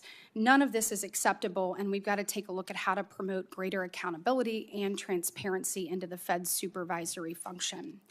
Shifting gears, as of January 30th, the Federal Reserve had a mark-to-market loss on its balance sheet of roughly $221 billion. In fact, I looked back and the Fed has posted losses since September of 2022. Meanwhile, we've seen transfers to the CFPB totaling $2 billion since September of 2022. So just to clarify, Chair Powell, these money transfers are requested by the CFPB director each quarter and then directly deposited by the Fed. Is that how that works? So The director of the CFPB requests money, and we, under the law, we send that money, yes. So, in fact, but Dodd-Frank actually prohibits the Fed from actually reviewing or amending those requests. That is correct. And so it gives full discretion to the CFPB Up director. to, I think, 12% of our, there's a ceiling on that, but that's correct. So just to level set, how many times, has the CFPB funding request been denied by the Fed? We don't have the authority Zero. to deny it under the law. Zero, right? Zero, yeah. Yeah, that's what I thought. And by the way, I'd like to applaud the current administration and acting director Vogt for inserting some accountability back into the agency by pausing these quarterly just blank checks. On that, I know there's been a lot of conversation around the Bureau over the last few days, but I do want to focus on those last couple of years, particularly the $2 billion the CFPB received from September 2022 up to the last receipt on January 2nd, 2025. Congress specified in statute that the Fed shall fund the CFPB through the combined earnings of the Federal Reserve System. However, as I mentioned, the Fed has no current earnings. It has a balance sheet of negative $200 billion. So instead of the recent audit statement saying the Fed is funding the CFPB through assessments on its reserve banks, Mr. Chair, there are only two statutes that authorize the Fed to make reserve bank assessments, and neither permit the CFPB to fund transfers. So what authority exactly did the Federal Reserve have to assess the reserve banks in this manner over the last 2 years? I just wanted kind of a fact-finding. We looked at that question very carefully, and it's very clear on the law and the legislative history that we're still required to make those payments to do so. Appreciate it. Thank you. Senator Van Hollen. Thank you, Mr. Chairman. I would point out that candidate Trump did not run on implementing Project 2025. In fact, when he was asked on the campaign trail about Project 2025, he said, I don't know anything about that. Who are those people? And yet he early on and quickly installed a key architect of Project 2025, Russ Vought, as the head of the Office of Management and Budget, which we know is the command and control center for the budget overseeing all federal agencies. And that's what Elon Musk is doing now. He's implementing Project 2025, the same Project 2025 that candidate Trump said he knew nothing about. And he said that because he knew it was unpopular. He knew it would be unpopular to take the financial cop off the beat. And I want to start by talking about what's happening over at CFPB, the Consumer Financial Protection Bureau, because that is the cop on the beat to go after fraudsters and scammers who cheat Americans out of their hard-earned money. And they have returned billions of dollars to our constituents, to the consumers who have been victims of these scams. And in doing so, they've earned some powerful enemies who want to shut them down. And Elon Musk is doing that dirty work on behalf of those fraudsters. And there's something especially twisted about the richest man in the world shutting down an agency that helps victims of scammers and fraudsters recover just a little bit of their hard-earned money. And I find it especially interesting that the new self-declared head of the CFPB, Russell Vought, told employees not to come into the office and essentially to stop work. Here's what he wrote, and I'm quoting, "Employees should not come into the office," unquote, and stand down from performing any work task, unquote. So this is an interesting situation. Federal employees continue to get paid, but the Trump administration tells them to stop doing their work. That apparently is what the Trump administration thinks is a good deal for the American taxpayer, to pay employees to not to do their job. So, Mr. Chairman, I have a simple question for you. Is that a practice that you pursue at the Fed, to pay your employees but tell them not to come to work? Have you done that? No. That wouldn't be very efficient, would it? No, it wouldn't. And yet, that's what the so-called Doge boys, efficiency boys, are doing. In addition to that, they're rummaging through the private, very personal, sensitive information of Americans at the Department of Treasury. So it seems to me that the Trump administration and Elon Musk are focused on everything except what Donald Trump said he was going to focus on during the campaign, which was to bring prices down. And when you look at the price of eggs these days, I noticed that Waffle House just instituted a new 50-cent per egg surcharge due to the nationwide rise in the cost of eggs. They said that's going to be a new surcharge, and other restaurants are following suit. You've seen that, right, Mr. Chairman? Yes. And at the same time, the Trump administration has restricted federal agencies from providing the public with information about the bird flu, avian flu, which is part of the cost of egg increases. So what we're really facing here is an administration that campaigned on bringing down prices and is not doing that, did not campaign on Project 2025, and that's what they're doing. But when it comes to prices, Mr. Chairman, the president's also talking about significant increases in tariffs. Our Republican colleagues are also talking about passing a tax bill that gives way disproportionately to the super wealthy, and which will add trillions to the deficit by their own account. They're talking about playing around with the baseline. So my question to you is simple.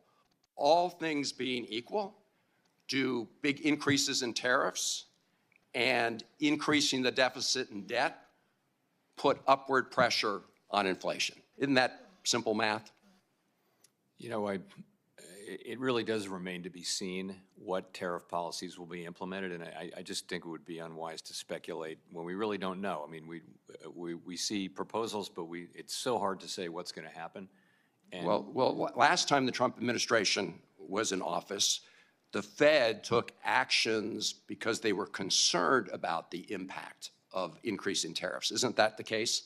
We wound up cutting rates in 2000 and I guess it was 19, but it really was because growth slowed and confidence was weak and the global economy was weakening. So the net effect of all that's what we look at. And it's really not just tariffs. It's tariffs, immigration, fiscal policy, and regulatory policy. And those will all go into a mix, and we'll try to make sense of it and do what's right for monetary policy. Well, if you could just get back to me, I'm not on the question of increasing the deficit by trillions of dollars and what impact you believe that has on inflation and prices. Thank you, Mr. Chairman. Yes, sir. Senator Lummis. Thank you, Mr. Chairman, and thanks, Chairman Powell, for being with us today. I think you're aware of what direction my questions will take. They will be focused on the bank supervision function of the Fed. And I'd point out that when you and I were toddlers, 1956, the chairman of the Fed at the time, William McChesney Martin, said that the Federal Reserve Board is an agency of the Congress. Ben Bernanke said something similar in 2013 when he told Janet Yellen that, quote, Congress is our boss. Do you agree with that statement? Yes, the way I always say it is that our supervision, our accountability runs through the legislative branch, not through the executive branch, as it does in many other forms of government. Thank you for that, because I wouldn't have guessed that that was going to be your response. The way that the Fed has behaved for the last 4 years in its relationship with the U.S. Congress is to thumb its nose at Congress. Your staff has repeatedly stymied information requests from this committee, notably made by myself, the chairman, the ranking member, Senator Tillis, former Senator Pat Toomey, and others.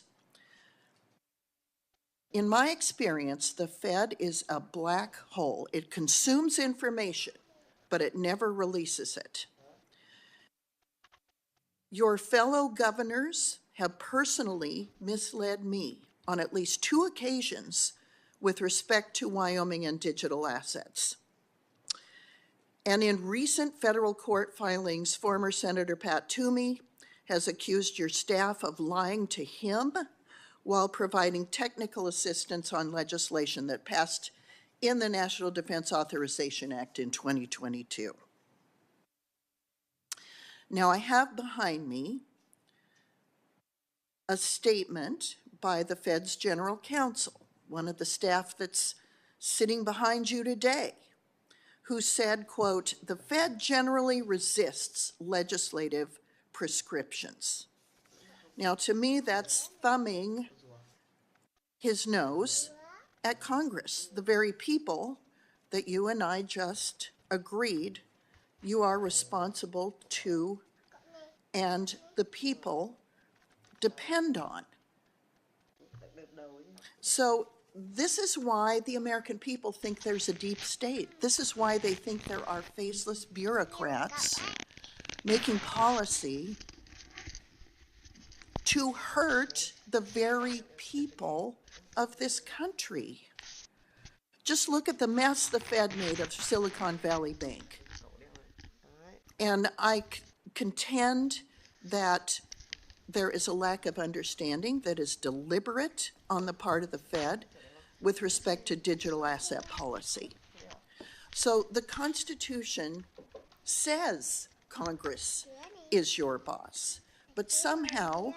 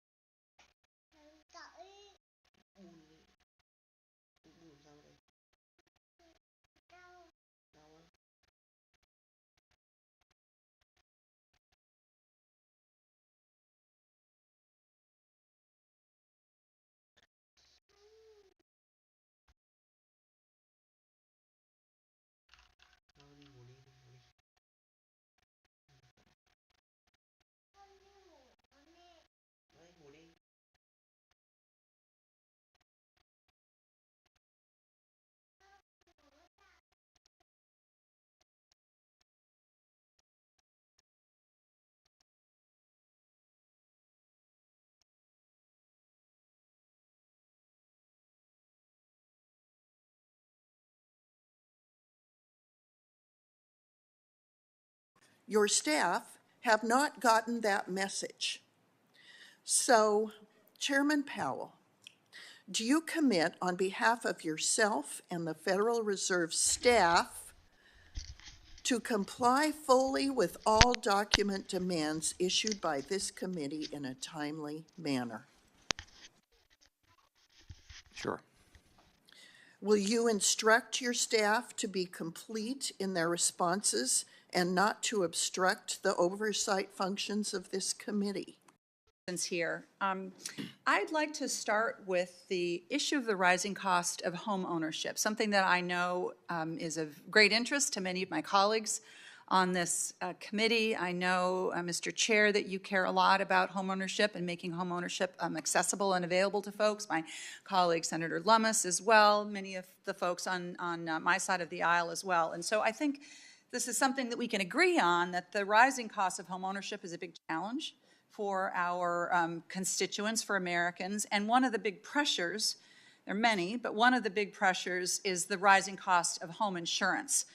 In Minnesota, families, seniors are struggling to manage a nearly 40% increase in home insurance rates. We've seen this over the last 7 years or so. And I know, Chair Powell, that you've told this committee in the past that that rising cost of buying insurance for your home has been a source of inflation as we've been trying to manage inflation. Now, I don't know anyone who doesn't see this crisis of rising insurance rates as being caused by extreme weather events. We've seen massive flooding in the southeastern United States. We've seen flooding in Minnesota. We've seen fires in the Mountain West in California. I mean, these are climate-related events. Then that's not a political position, that is just a fact. So, we've got banks that of course, require, understandably, that a homeowner provide insurance as a predicate for getting a mortgage. So there's a big question about what's going to happen when insurance becomes unaffordable, or in some parts of the country, just literally not available, and what impact that would have on the mortgage markets, on the value of American homes. Just last week, a new analysis from First Street showed that overall, the value of U.S. real estate could be reduced by $1.4 trillion, colleagues, over the next 30 years due to unaccounted for climate risk. That's the cost, the risk of not being able to afford home insurance because of these extreme weather events. And the prospect of trillions of dollars of property become uninsurable is clearly a recipe, it seems to me, for market instability, both in the rental as well as the mortgage market. So my question, Chair Powell, is, given these trends, how do you think the Fed and how do you think we should be thinking about the challenges that these events are going to pose to insurance markets and to the overall financial stability of the economy?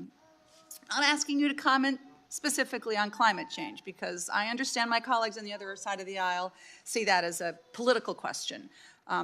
It's more like what you see as the risk to financial stability here. So let me quickly note that we don't regulate or supervise insurance companies for the most part, but we're seeing the same thing, which is both banks and insurance companies are pulling out of areas, coastal areas and things like that, or areas where there are a lot of fires.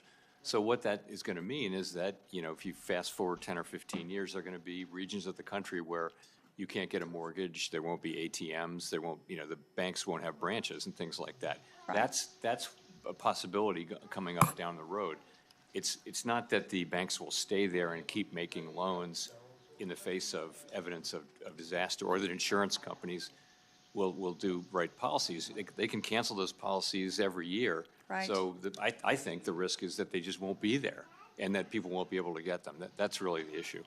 And it seems to me that that would be a massive source of instability in our economy overall if you were to see that kind of dramatic decline in home ownership, home values, not to mention the disruption that would occur if people literally couldn't be in their homes anymore. So I think it's going to fall, if that happens, it'll fall on homeowners and residents, but it'll also fall on state and local governments, which you see happening now, where they're stepping in states where insurance is going away, private insurance. You're seeing states step in because they want those areas to remain prosperous. So I don't know that it's a financial stability issue, but it certainly will have significant economic consequences. Well, certainly to try to figure out how to provide reinsurance, as an example, in the places where commercial insurance isn't available, would be a massive impact on state budgets, if to follow your chain of thinking. And I know in this committee, I've heard some of my colleagues on both sides of the aisle talk about the challenges overall with flood insurance, just as an example, and the massive expense that would have for us as well. I raise this, colleagues, because I think that this is an important issue that we need to be paying attention to. I do think it has a fundamental impact on the overall health of our economy as we look not even down the road, but where we are right now. So I'm out of time. Thank you, Chair Powell. I have a question. You and I have talked quite frequently about my deep and keen interest in the Community Reinvestment Act, and I'll follow up with a question on that for the record. Thank you. Thank you, Senator Smith. Senator Haggerty. Thank you, Chairman Scott. Chairman Powell, it's good to see you here today. Welcome. I want to start by talking with you a bit about markets and inflation. Less than 6 months ago, you expressed some serious concerns about labor market weakness and the risk of persistent inflation. But since then, the FOMC has begun its easing cycle and cut its target rate by 100 basis points, as you mentioned in your opening remarks. Now, in the January meeting, the FOMC has telegraphed that it felt both the labor market and inflation have reached a point where you're comfortable maintaining its target range. And my question is this: the recent market data, including last week's strong jobs report, indicate that the economy is on firm ground. Indeed, swaps markets have begun to price in fewer and fewer cuts this year. And I just wanted to talk broadly about these market conditions that you see. Do you see evidence of a higher neutral rate emerging at this point? Yes. I mean, let me say There was a lot of reason to be concerned about downside risk in the labor market toward the middle of this year, but really that concern has diminished significantly. Labor market's very strong. I think the evidence is, my own view, and there are many different views on this, but is that the neutral rate will have risen meaningfully, very hard to be precise about it, from what it was. It was clearly very, very low before the pandemic. Extraordinarily low, historically so. But yes, I think it's moved up, and many of my colleagues on the FOMC feel that way too. It certainly seems that way. I'd like to turn now to what seems to be a very popular topic right at this point, and that's the CFPB. In your response to Senator Britt's question earlier, you confirmed that when the CFPB submits quarterly funding requests, the Fed is not in a position to exercise any discretion over what the funds are used for. Is that correct? As long as it's compliant with the law. It just strikes me that the Fed is not in a position to hold the CFPB accountable for what it does or how it spends its money. Congress hasn't been allowed to hold the CFPB accountable for what it does or how it spends its money. It looks like no one has been able to hold the CFPB accountable at all. And now I hear, complaints coming from every corner, particularly from the other side, complaints about the excessive delegation of authority to a Republican CFPB director when this entity was intentionally created to be wholly unresponsive to elected officials. So I just find that quite rich. Before I close, I'd like to come to a point on climate, and particularly the Fed's forays into climate activism that have taken place over these past 4 years and the recent retrenchment that we've seen. It's one thing for the Fed to disassociate from its past climate activism in a press release, but to credibly claim that it's divorced itself from partisan climate policies, the Fed needs to do more than just issue statements. It needs to actually end its climate policies. The Fed's independence from politics is a headline topic at the moment, of course, and while much attention has been given to potential external pressures on the Fed, I think it's also critical that we scrutinize how the Fed's own regulation and supervision might be utilized to in some way politicize the institution. So when the central bank strays from its mandate by embracing partisan climate policies, the Fed embroils itself in controversial political debates and invites legitimate political scrutiny. So I just want to urge the Fed to refocus entirely on its core statutory mandates. I know it's a commitment that both you and I share, Mr. Chairman. Thank you for being here with us today. Thank you. Thank you. Thank you, Senator Warnock. Thank you very much, Chairman Scott, and welcome again, Chairman Powell. I want to echo the words of Ranking Member Warren and so many of my colleagues today on Doge and Project 2025's illegal attack on the Consumer Financial Protection Bureau. Certainly the Bureau was not created to be dismantled. And since its inception, the CFPB has been the only federal agency solely dedicated to protecting Americans' wallets and pocketbooks from scammers and predatory companies in financial services. The CFPB reduced costs for Americans, returning more than $21 billion to Americans who have been cheated since its inception. I want us to focus on that as folks are talking about chasing after waste and fraud and abuse. The CFPB has returned more than $21 billion to Americans. Make no mistake, this attack on the CFPB will increase costs for Americans, and it will give the green light to fraudsters and predatory actors seeking to cheat hardworking Americans. And so, Chairman Powell, thousands of Georgians of all political stripes have written into my office, and they are alarmed by an unelected billionaire and his hacksters' dangerous attempts to access Americans' private data and the Treasury Department's systems that control $6 trillion in annual payments to millions of American citizens, including Social Security, Medicare, and tax refunds. Quickly, yes or no, has Elon Musk or members of his team, to your knowledge, attempted to access the Fed's protected data and systems? Yes or no? I don't believe so. I don't believe so. Okay, so will you commit to report to this committee, majority and minority, immediately should you become aware of any such attempt by Elon Musk or Doge to pierce the Fed's independence or to access its protected systems?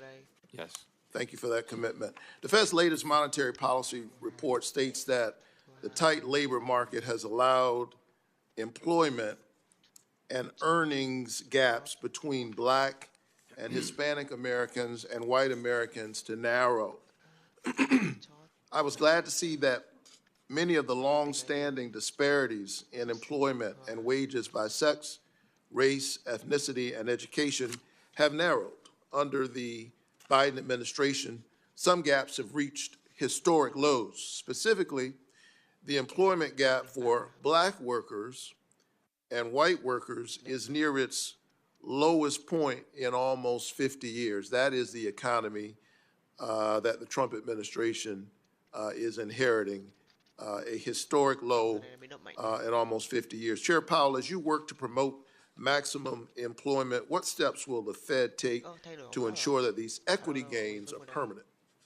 So the best thing we can do is it's both of our mandates, really, because as you well know, high inflation hits people at the low end of the income spectrum first and most. And in addition to that, we know that the benefits of a strong labor market over time can be really visible and important in those communities as well. So we pursue our mandate, we keep our heads down, and it works out that is the single best thing we can do to foster, closing those gaps. You pursue your mandate, you want to make sure that it's working. Would you agree that we still need good equity data to continue to narrow and close those gaps by race and gender? I do think, we're always going to be in favor of good data at the Fed, and we do have quite a bit of that data on our website. But if we don't have equity data, it'd be difficult to know, right? Yes. I'm glad to hear you still believe in the value of good equity data for economic policy making.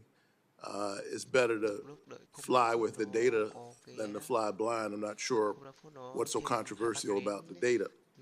And while I was disappointed to hear that the Federal Reserve, which is independent from the White House, had scrubbed a diversity and inclusion section from its website after President Trump's executive order, while also scrubbing data on the racial, ethnic, and gender makeup of its economists and researchers, I hope you will continue to ensure that the public has good data on how our economy is working or not working for historically marginalized Americans. I also hope you will reconsider your decisions around the whitewashing of the Fed's website. Chair Powell, as we think about the value of protecting data on the Black-white wealth gap or employment gap, I think it's important to understand what policymakers can learn from this data.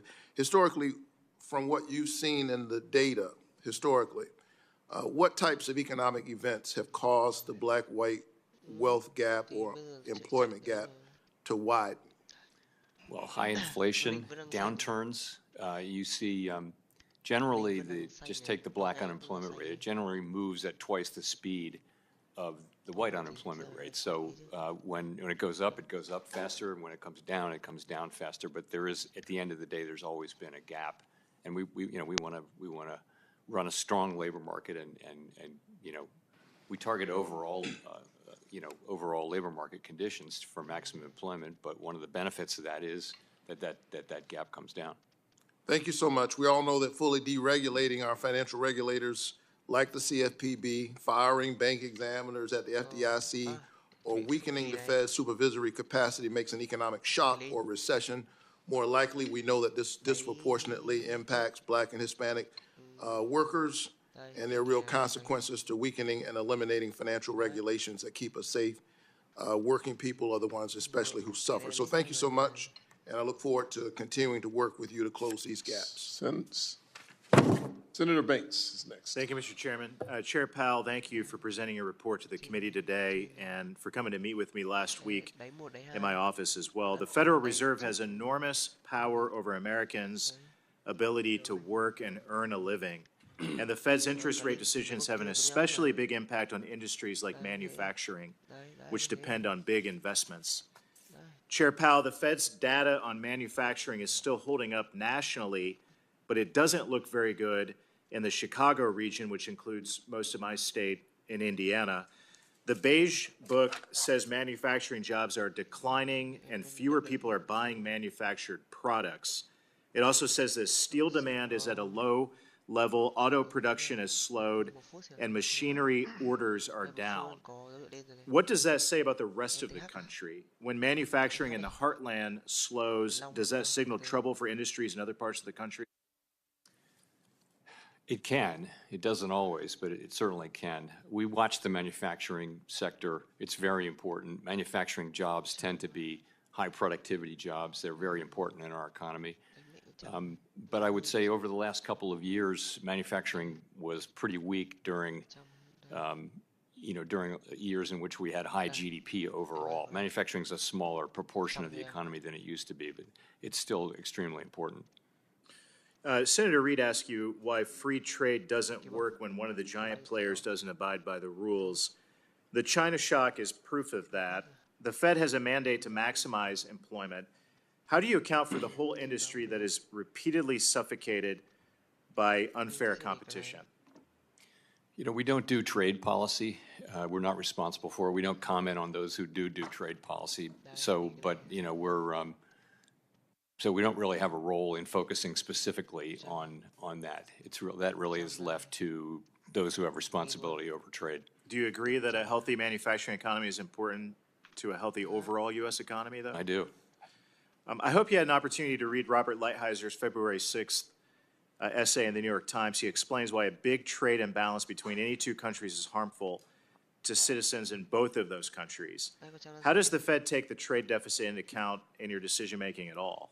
Again, we really don't. You know, we're aware of it, but it's not something that directly affects our mandate goals. So not at all? No. I did read his book, by the way. I didn't read that editorial. Fair enough. It is a good book as well. I want to get into tariffs.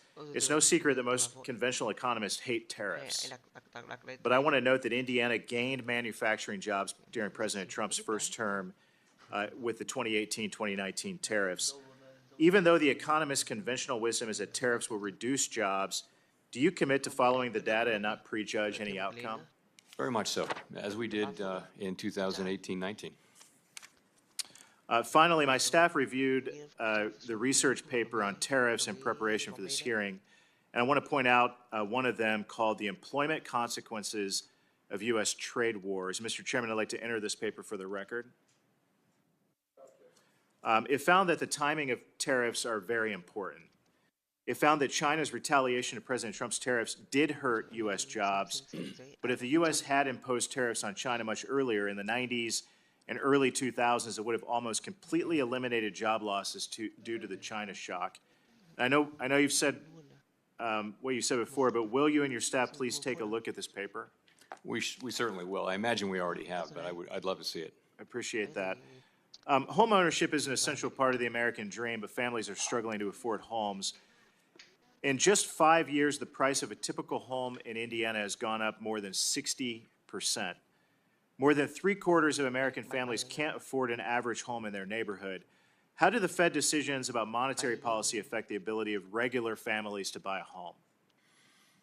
Most of what will have driven that increase will be about, some of it's about local regulation, as you, I'm sure, know. It's also about just wages going up and costs of materials and things like that going up. And land costs and all that are going up a lot. The channel that through which we affect housing is, of course, interest rates. And right now, interest rates are still pretty high, but actually, mortgage rates are really not set at the Fed. Those are really key off of longer-run things. Nonetheless, we're clearly having an effect on the housing market, and that'll unwind as we normalize policy. But we're still going to be faced with high insurance costs and high material costs and labor shortages and all the things that keep driving housing prices up across the country. Thank you. My time has expired. Next will be Senator Gallego. Thank you, Mr. Chair. Mr. Powell, just kind of running along that vein of thought, the housing costs are one of the top concerns of my constituents in Arizona. From 2010 to 2022, rents in Arizona increased by 72%, and I wish wages were as increased to match, but they did not. And the average 30-year fixed mortgage rate has been above 6% for nearly 30 months. With very few rate cuts anticipated in the near future, potential cost increase from tariffs or imported construction materials, as well as the demand that we're going to see in terms of rebuilding from California and labor shortages, what do you think needs to happen to make housing more affordable in Arizona and the United States in general? You know, housing policy and things to help housing supply are really in your wheelhouse, not ours. I do think you know, the housing markets around the country are still suffering from the effects, the after effects of the pandemic. Once that's all the way through and short-term rates are down to normal, whatever the new normal level is, I think housing costs are still going to be high. I think it's still going to be expensive to build housing in many parts of the country where lots of the urban areas, the obvious places to build housing has happened. So I think it's a long-term. There's a short-term problem which will go away in coming years, but there's a longer-term problem with housing availability, and that's going to be something that's not within our authorities or power to affect. You know, one of the things that I've seen in Arizona is because we have people that are locked into mortgages at 2.9, 2.8%, and in order for them to move to the new house, they're going to have to essentially go and try to get, quote-unquote, a bigger house, but the mortgage payment is going to be through the roof. And while I know the Fed doesn't set the mortgage rate, at the same time, one of the biggest drivers, obviously, of inflation, especially in places like Arizona, is housing costs. And then one of the biggest decisions essentially you make on whether or not to move rates is inflation, which is driven by housing costs. So we're in this kind of perpetual vicious circle in Arizona when it comes to interest rates. So I don't know what the answer to that is, but I just want to say at least for there to be some understanding on that, because it's the reason we're not breaking out of this cycle is because the problem kind of feeds itself over and over and over again. Yes, that's exactly what's going on, but it's not obvious, though, that lower rates would lead to lower housing inflation, because, of course, that would increase housing demand. It would unlock people's, low mortgages, but that creates both a buyer and a seller. So it's not clear that would be something that would drive down housing inflation. Well, my supposition, especially in places like Arizona, which is really growing fast, is that by increasing supply with lower rates, you end up essentially having more of a competitive market, so people will start moving and essentially bring down the overall cost. But moving on, so I've also heard from businesses in Arizona, they're concerned about the threat of economic stability in tariffs that are imposed on our key U.S. trade partners. How should we expect prices to move for basic items like tomatoes, peppers, cars, and the like if we place a 25% tariff on Mexico next month, as the president has threatened? So, as you know, we don't do tariff policy, and we don't do commentary on tariff policy. I mean, just generally, when somebody's got to pay the tariff, and it can be the exporter, it can be the importer, it can be a middleman, and it can be the consumer. For it, somebody does, but in some cases it doesn't reach the consumer much. In some cases it does. And it really does depend on facts that we haven't seen yet. But that also contributes to some of the calculations on inflation overall. It can, but it's hard to predict. There's a question of how persistent that would be. We are in a position to shake up the world. So, and of course, I understand that we never had something like this before. Putting all these creatives together, coming with different ideas. Our goal is to support a generation of young talents on this continent. We're talking about music, we're talking about art, we're talking about fashion. We've created the platform for that collaboration to happen. That's a One people united in culture that can create for the world.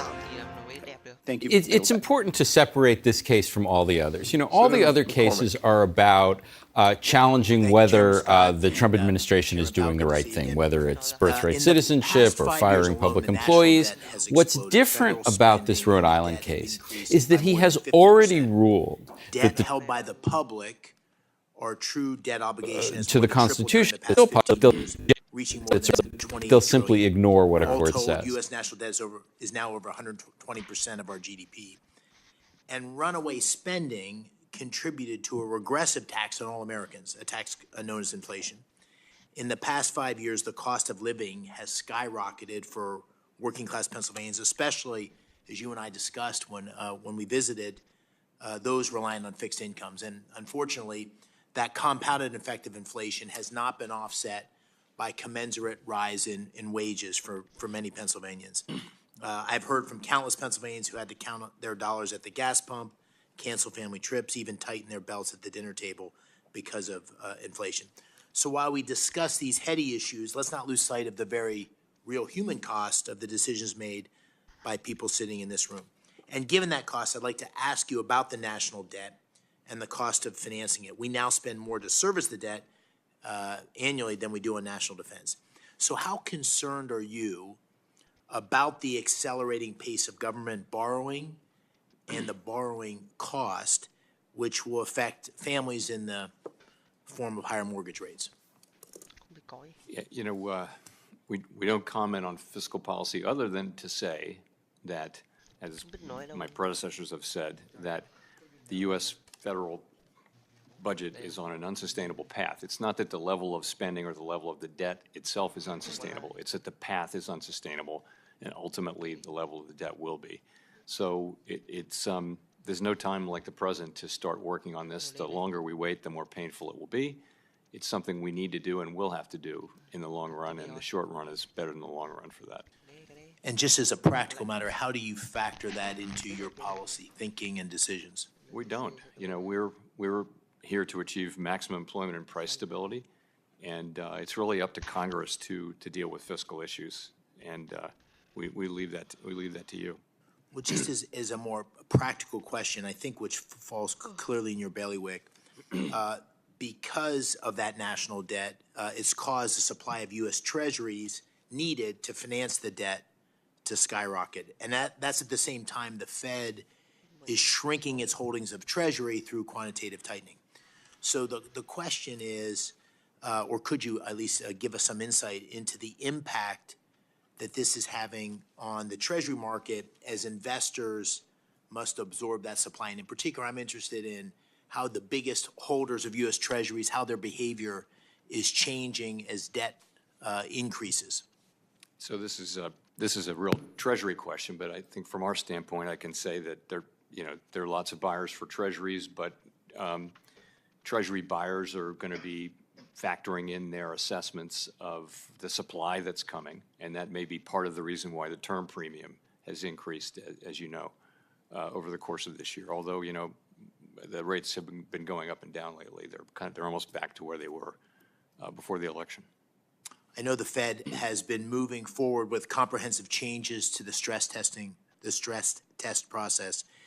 Could you discuss how you're thinking about reducing the volatility of the results and increasing transparency on the stress test? So on transparency, we're going to release the models, clean them up and publish the models, put them out for comment.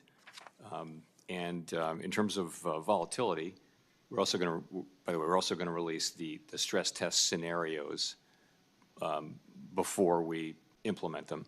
In terms of volatility, what we said we would do is average the changes to, the problem is the stress capital buffer can be moving up and down just because of volatility in the results, and it seemed like a good idea to smooth that out by averaging over a couple of years. We're putting all this out for comment, though, and ultimately we'll reflect those comments in the final decisions we make. Thank you. I'll yield back my time. Thank you, Senator McCormick. Senator Blunt Rochester. Thank you, Chair and Ranking Member, and thank you, Chairman Powell. It's good to see you, and thank you for meeting with me last week. We discussed everything from jobs and housing supply to the real impact on Fed policies on all of our lives. And I also got a chance to share with you just the concerns and consternation of Delawareans who, for the past few weeks, have been frightened by firings and funding freezes, and just the real impact on people's financial and personal data and information when, DOGE has access to this information. I'm hearing from my constituents as well about the potential shuttering of the Consumer Financial Protection Bureau. As Senator Warnock mentioned, CFPB has returned over $21 billion to millions of consumers, and that's a real impact. But I want to also highlight that it was your leadership in the Fed working with Congress and the Biden administration to really help answer that question that you were asked about if you had the choice to switch countries with France and Germany and others, that you said no, you'd rather be here. And that success is a testament to all of us. We came together during a really tough economic time at the end of this, during a pandemic, and it limited the recession and job losses. And since COVID, we've seen a robust job growth. But we also have grappled with inflation that drove prices up for so many goods. And I've worked to address one part of this phenomenon, our supply chain disruptions.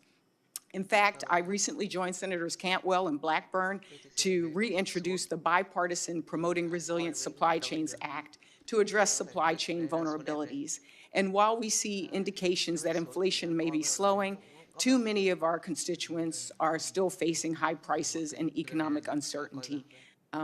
We need to do everything that we can to address this anxiety and the realities that Americans are facing. And there seems to be a disconnect. While the economy is doing, well here, on the ground, people aren't really feeling that. So, Mr. Powell, can you talk about, from your perspective, just what is driving this disconnect between traditional economic indicators, such as GDP growth and the stock market performance, and the tangible benefits for families? I'd be glad to. So it is clear that the overall aggregate numbers are just very, very good for the economy. 4% unemployment, inflation down to 2.6% last year, and the economy growing well in excess of 2%. These are good numbers. But what people are feeling is the results of several years of inflation, and particularly for people in the low and moderate income category, they're really feeling it. So if you look at the earnings releases and press conferences that they do, that companies like the dollar stores and things like that do, who deal a lot with low and moderate income people, they're all telling you that those consumers are feeling really strapped. So we do understand that, and we try to keep that in mind. Even though we acknowledge that the overall data are good, we see what people are feeling, and that's inflation. So it's just another reminder how much people hate inflation and how bad inflation is for people, high inflation, and it just furthers our resolve to get inflation back to 2% and keep it there. Thank you. One of the big areas that I focus on, you've heard many of us across the aisle talk about the housing crisis that we have in this country. And I know a few others have asked questions previous to me about this, but I would love to follow up afterwards with specifically what you think are the short-term and long-term things that we can do to really address the housing supply and affordability crisis. I have legislation that looks at things like reducing regulatory barriers, zoning reform, these things that we know we can, in partnership with local governments, make a significant difference. And so if I could, would love, again, to follow up with you, even cutting red tape, those kinds of things that we can do long-term and short-term. But I did want to mention one last thing in the 20 seconds that I have. The Fed listens, things that you do, activities that you do. Could you talk a little bit about that as well? Because working people, a lot of times people don't feel that they have a place in these kind of conversations. But can you talk about what the Fed does with Fed Listens? So briefly, we did this as part of our review 5 years ago, and we do it on an ongoing basis now. And the idea is that we break out from the usual people that we talk to, which is a pretty diverse group, and try to deal directly with people who are experiencing the economy and our policies. And it's quite eye-opening to listen to people talk about it. We had one person at the Chicago conference 5 years ago who said the expansion, which was then 9 years old, is just reaching my community. And he talked for some minutes about how companies were going into prisons and finding people who weren't going to get out for a year or two and training them and stuff like that. You could hear a pin drop. It was very telling stuff. So I think we learned from all that, and so we'll keep doing it. Well, I will end by saying, there's a famous quote, I think it's Martin Luther King, we may have come over on different ships, but we're all in the same boat now. We need to get it together. Thank you. I yield back. Thank you, Senator Blunt Rochester. Senator Marino. Chairman, thank you for being here. Thank you for taking the time on the phone the other day. Appreciate that very much. Just to ask you a broad general question. When you increase M2, the money supply, by 40% over a short period of time, is that going to drive inflation? It could. Well, as I think we discussed, monetary aggregates have not been a great predictor of really any other thing. But I think when there's a sharp increase like that in M2, then that could, that's something that might cause some inflation. Now, is that just to be clear for the people watching, that happened because of public policy in this institution here, correct? In other words, there wasn't a civilian-led effort to increase government spending outside of the elected leaders that chose to make those decisions.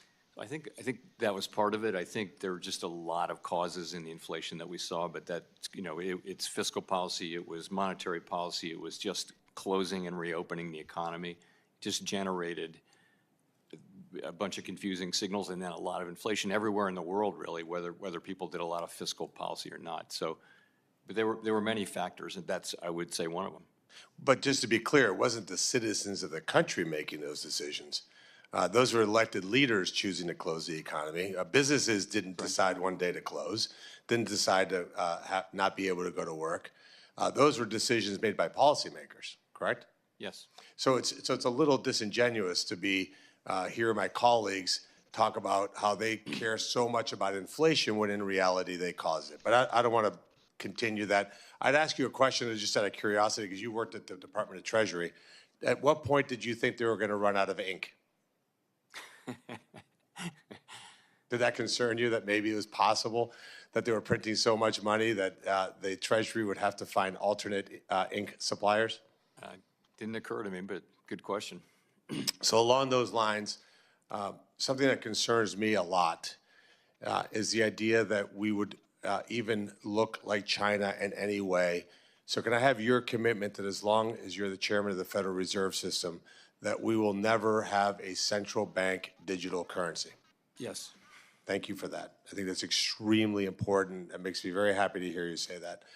Shifting gears to a little bit something that matters to me and entrepreneurs all over the country is, why can't I wire somebody money at 6 p.m. Eastern time?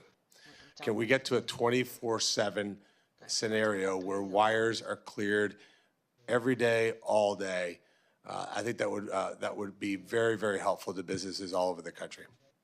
So that's coming. It's just coming slowly here. We have that at FedNow. We'll get in touch with you about FedNow. We provide that service between two banks, and others want to provide it too. But yes, we do kind of lag a lot of other countries in that, and it is time for that to happen. So I know I don't want to put you on the spot, but to put you on the spot, FedNow was very familiar with it, but it was a little bit late in coming. Can we get a commitment to do that this year, so that by the end of this calendar year, businesses can transact 24/7 and settle payments? Well, I think they can do that now I believe they can do it now on FedNow, and they can also do it on the RTP system as well. So I think it's available. Let me check in and I'll follow up with you. That'd be great. One other piece of the puzzle here is, what do you think the Fed can do to fight international terror groups? For example, Hamas, Hezbollah, Iran, the proxies that are funded by places like Qatar. Do you think that we're doing enough to keep them outside of the banking system? Because at the end of the day, terrorism is ultimately funded by these bad actors. I met with the hostage families this morning. It was heart-wrenching to hear stories about kids that are my kids' age being held for almost 500 days.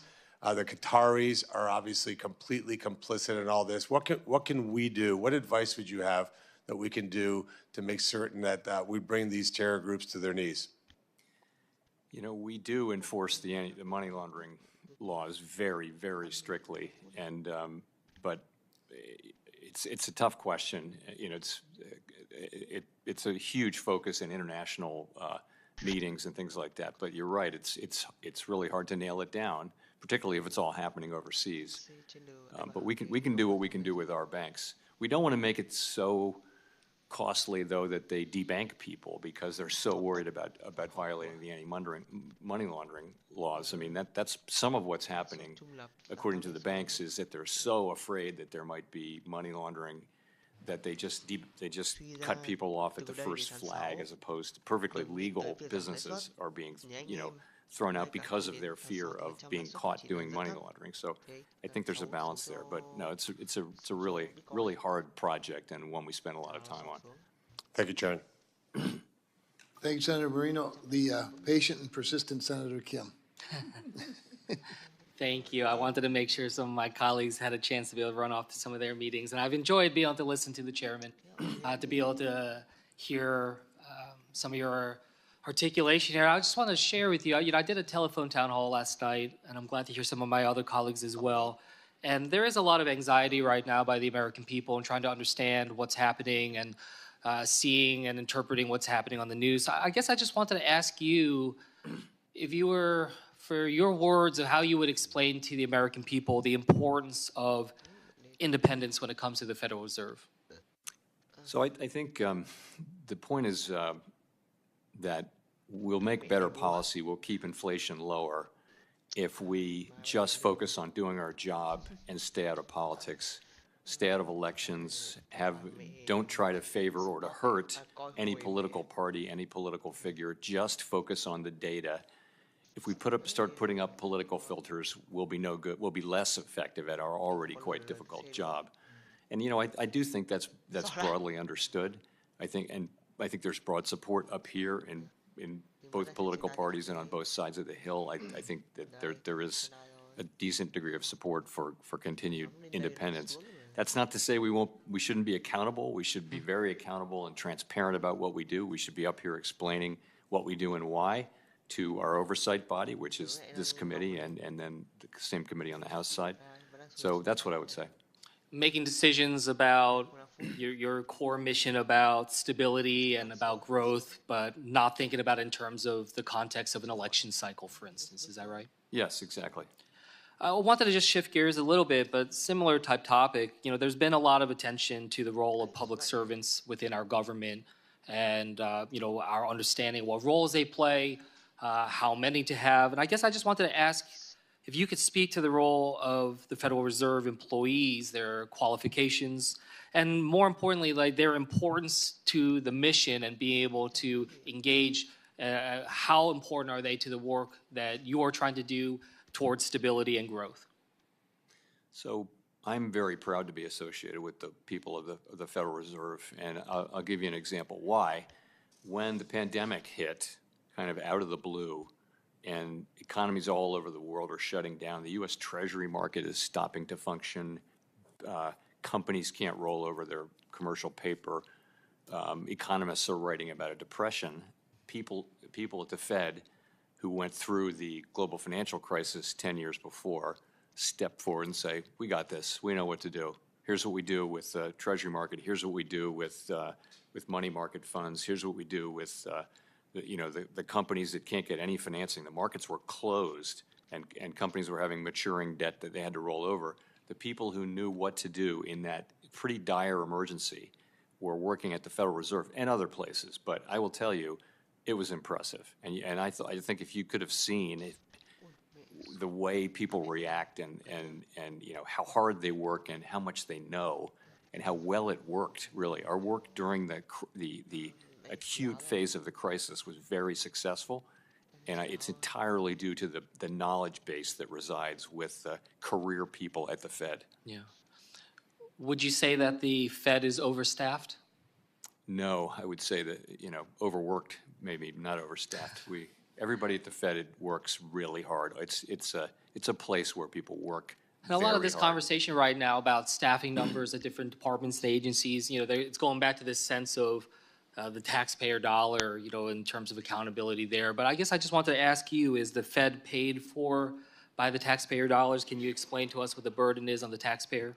So we're self-funding through our large balance sheet. So when it comes to the staffing at the Federal Reserve, not coming from the taxpayers, is that right? You know, indirectly, we give away all of our profits we give back to Treasury, and those profits would be higher if we didn't pay for the Fed. So in fairness, it's ultimately paid for by the taxpayer. But in that sense, we're self-funded. Self-funded. Yeah. Just one last question here. You talked about the different actors that are involved when it comes to levying tariffs in terms of paying that the exporter, the importer, the consumer. You said middlemen could be part of that. I guess I just wanted to ask you, do you know of any way in which to 100% guarantee that the consumers will not have to pay higher costs when it comes to tariffs? Not really. It's not going to be easy to identify with any accuracy exactly where costs do fall, but I think it'd be hard to guarantee any particular outcome. I think we're just going to have to see. Great, thank you. I yield back. Thank you, Senator. Senator Warren, did you? I do. Thank you, Mr. Chairman. I just want to make a point before we quit here, and that is about law enforcement. If you keep the laws the same on the books, but you fire the cops, you're going to have a lot more crime. That's kind of law enforcement 101. And the problem we've got right now is law in the books about consumer protection hasn't changed. But the cops, at least right at this moment, have been told at CFPB to stand down. And I appreciate that we have state AGs who step in, and often they partner up with the CFPB. But there is no one else for the giant banks who actually does what's called the bank examination, the supervision. And that is so important. Remember the Wells Fargo scandal, where Wells Fargo was illegally opening fake accounts in people's names? You find that through bank examination, not because the person who got cheated could figure it out. Bank of America gets hauled in because bank examiners discovered they were charging people illegally on junk fees. Nobody finds that but the people who are down in the banks doing the bank examination on behalf of the consumers. Look, we tried a patchwork of law enforcement for consumers before 2008. We had all those laws scattered among 7 different agencies, and we saw how it ended. It ended with millions of people losing their homes, millions of people losing their jobs, millions of people losing their savings. The CFPB is our law enforcement agency to make sure that the giant banks follow the rules on consumer protection. And for me, right now, I'd be really worried about doing business with a giant bank when there's no cop on the beat. Thank you, Senator. I will recognize myself for just one question, and it'll even be relevant to your job, I promise, Mr. Chairman. So thank you for your patience and for being here. I wanted to follow up on there were some questions, or at least I know Senator Rounds asked a Basel III question, and your response was basically, let's get the people in place from the administration, and then we'll proceed again. Treasury Secretary Besson recently said that the banking system is, I believe, said, quote, well-capitalized, perhaps over-capitalized, unquote.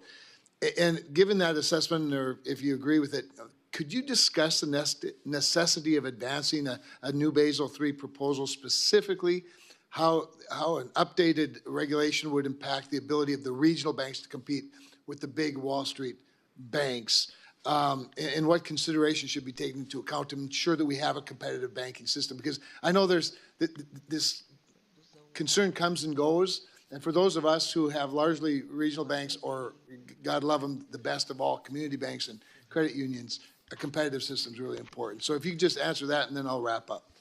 Sure. So we're eager to get together with new colleagues from the FDIC, new leadership at the FDIC and the OCC, to try to finish Basel III. My own view has been that our banks are well capitalized, and Basel III was not supposed to be an exercise in raising capital in U.S. banks. Mario Draghi said that. Dan Tarullo said that back in the day, I believe. So I think that's about right. We have some work to do, but we'll get there, I believe, fairly quickly. In terms of your regionals, they don't face the GSIB surcharges. They don't face quite the burden that the large banks face on resolution. planning and that sort of thing. So we certainly need those banks to be healthy and profitable because we need them to compete with the GSIBs. We don't want a world where the GSIBs just keep getting a bigger and bigger share of the economy. That's not what we're looking for. And that's what a lot of pressure, we've seen the number of community banks especially declining for 30 years. Yes. And this is not something we don't want to be the cause of that. If it's happening by natural causes or because of evolving technology, that's one thing, but we don't want to be inadvertently causing that to happen. So as you look at a Basel III exercise, can you think of anything specifically that ensures that competitive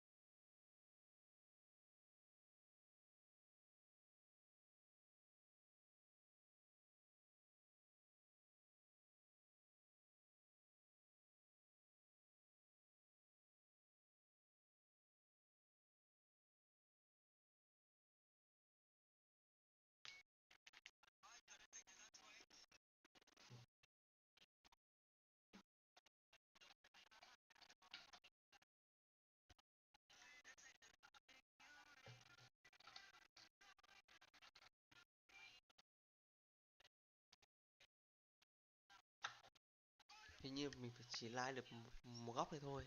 Mình like mẹ cả to quá nên nó bị thế. Sao cắn tivi rồi? Rồi lên mạnh này mà. Không gì là không thể.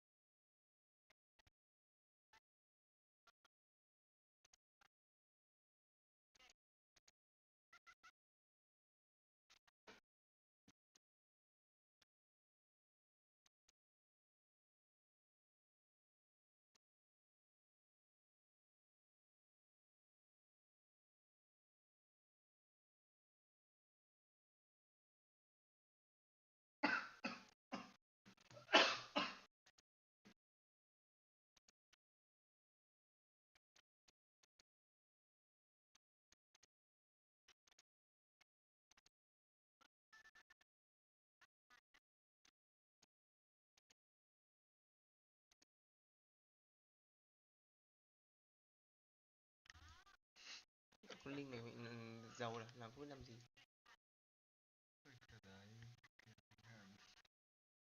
Cái này tầm mặc đồ hiệu thôi.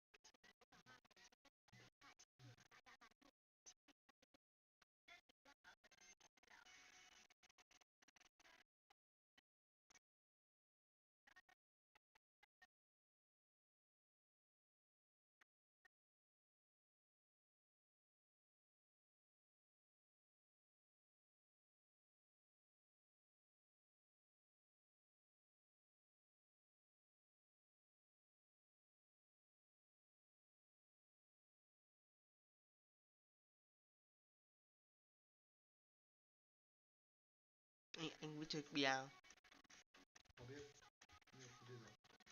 Em ấy, thì giờ em toàn đi chơi với bạn. Em cũng thế. Thì là hội công ty cũng hay rủ đi.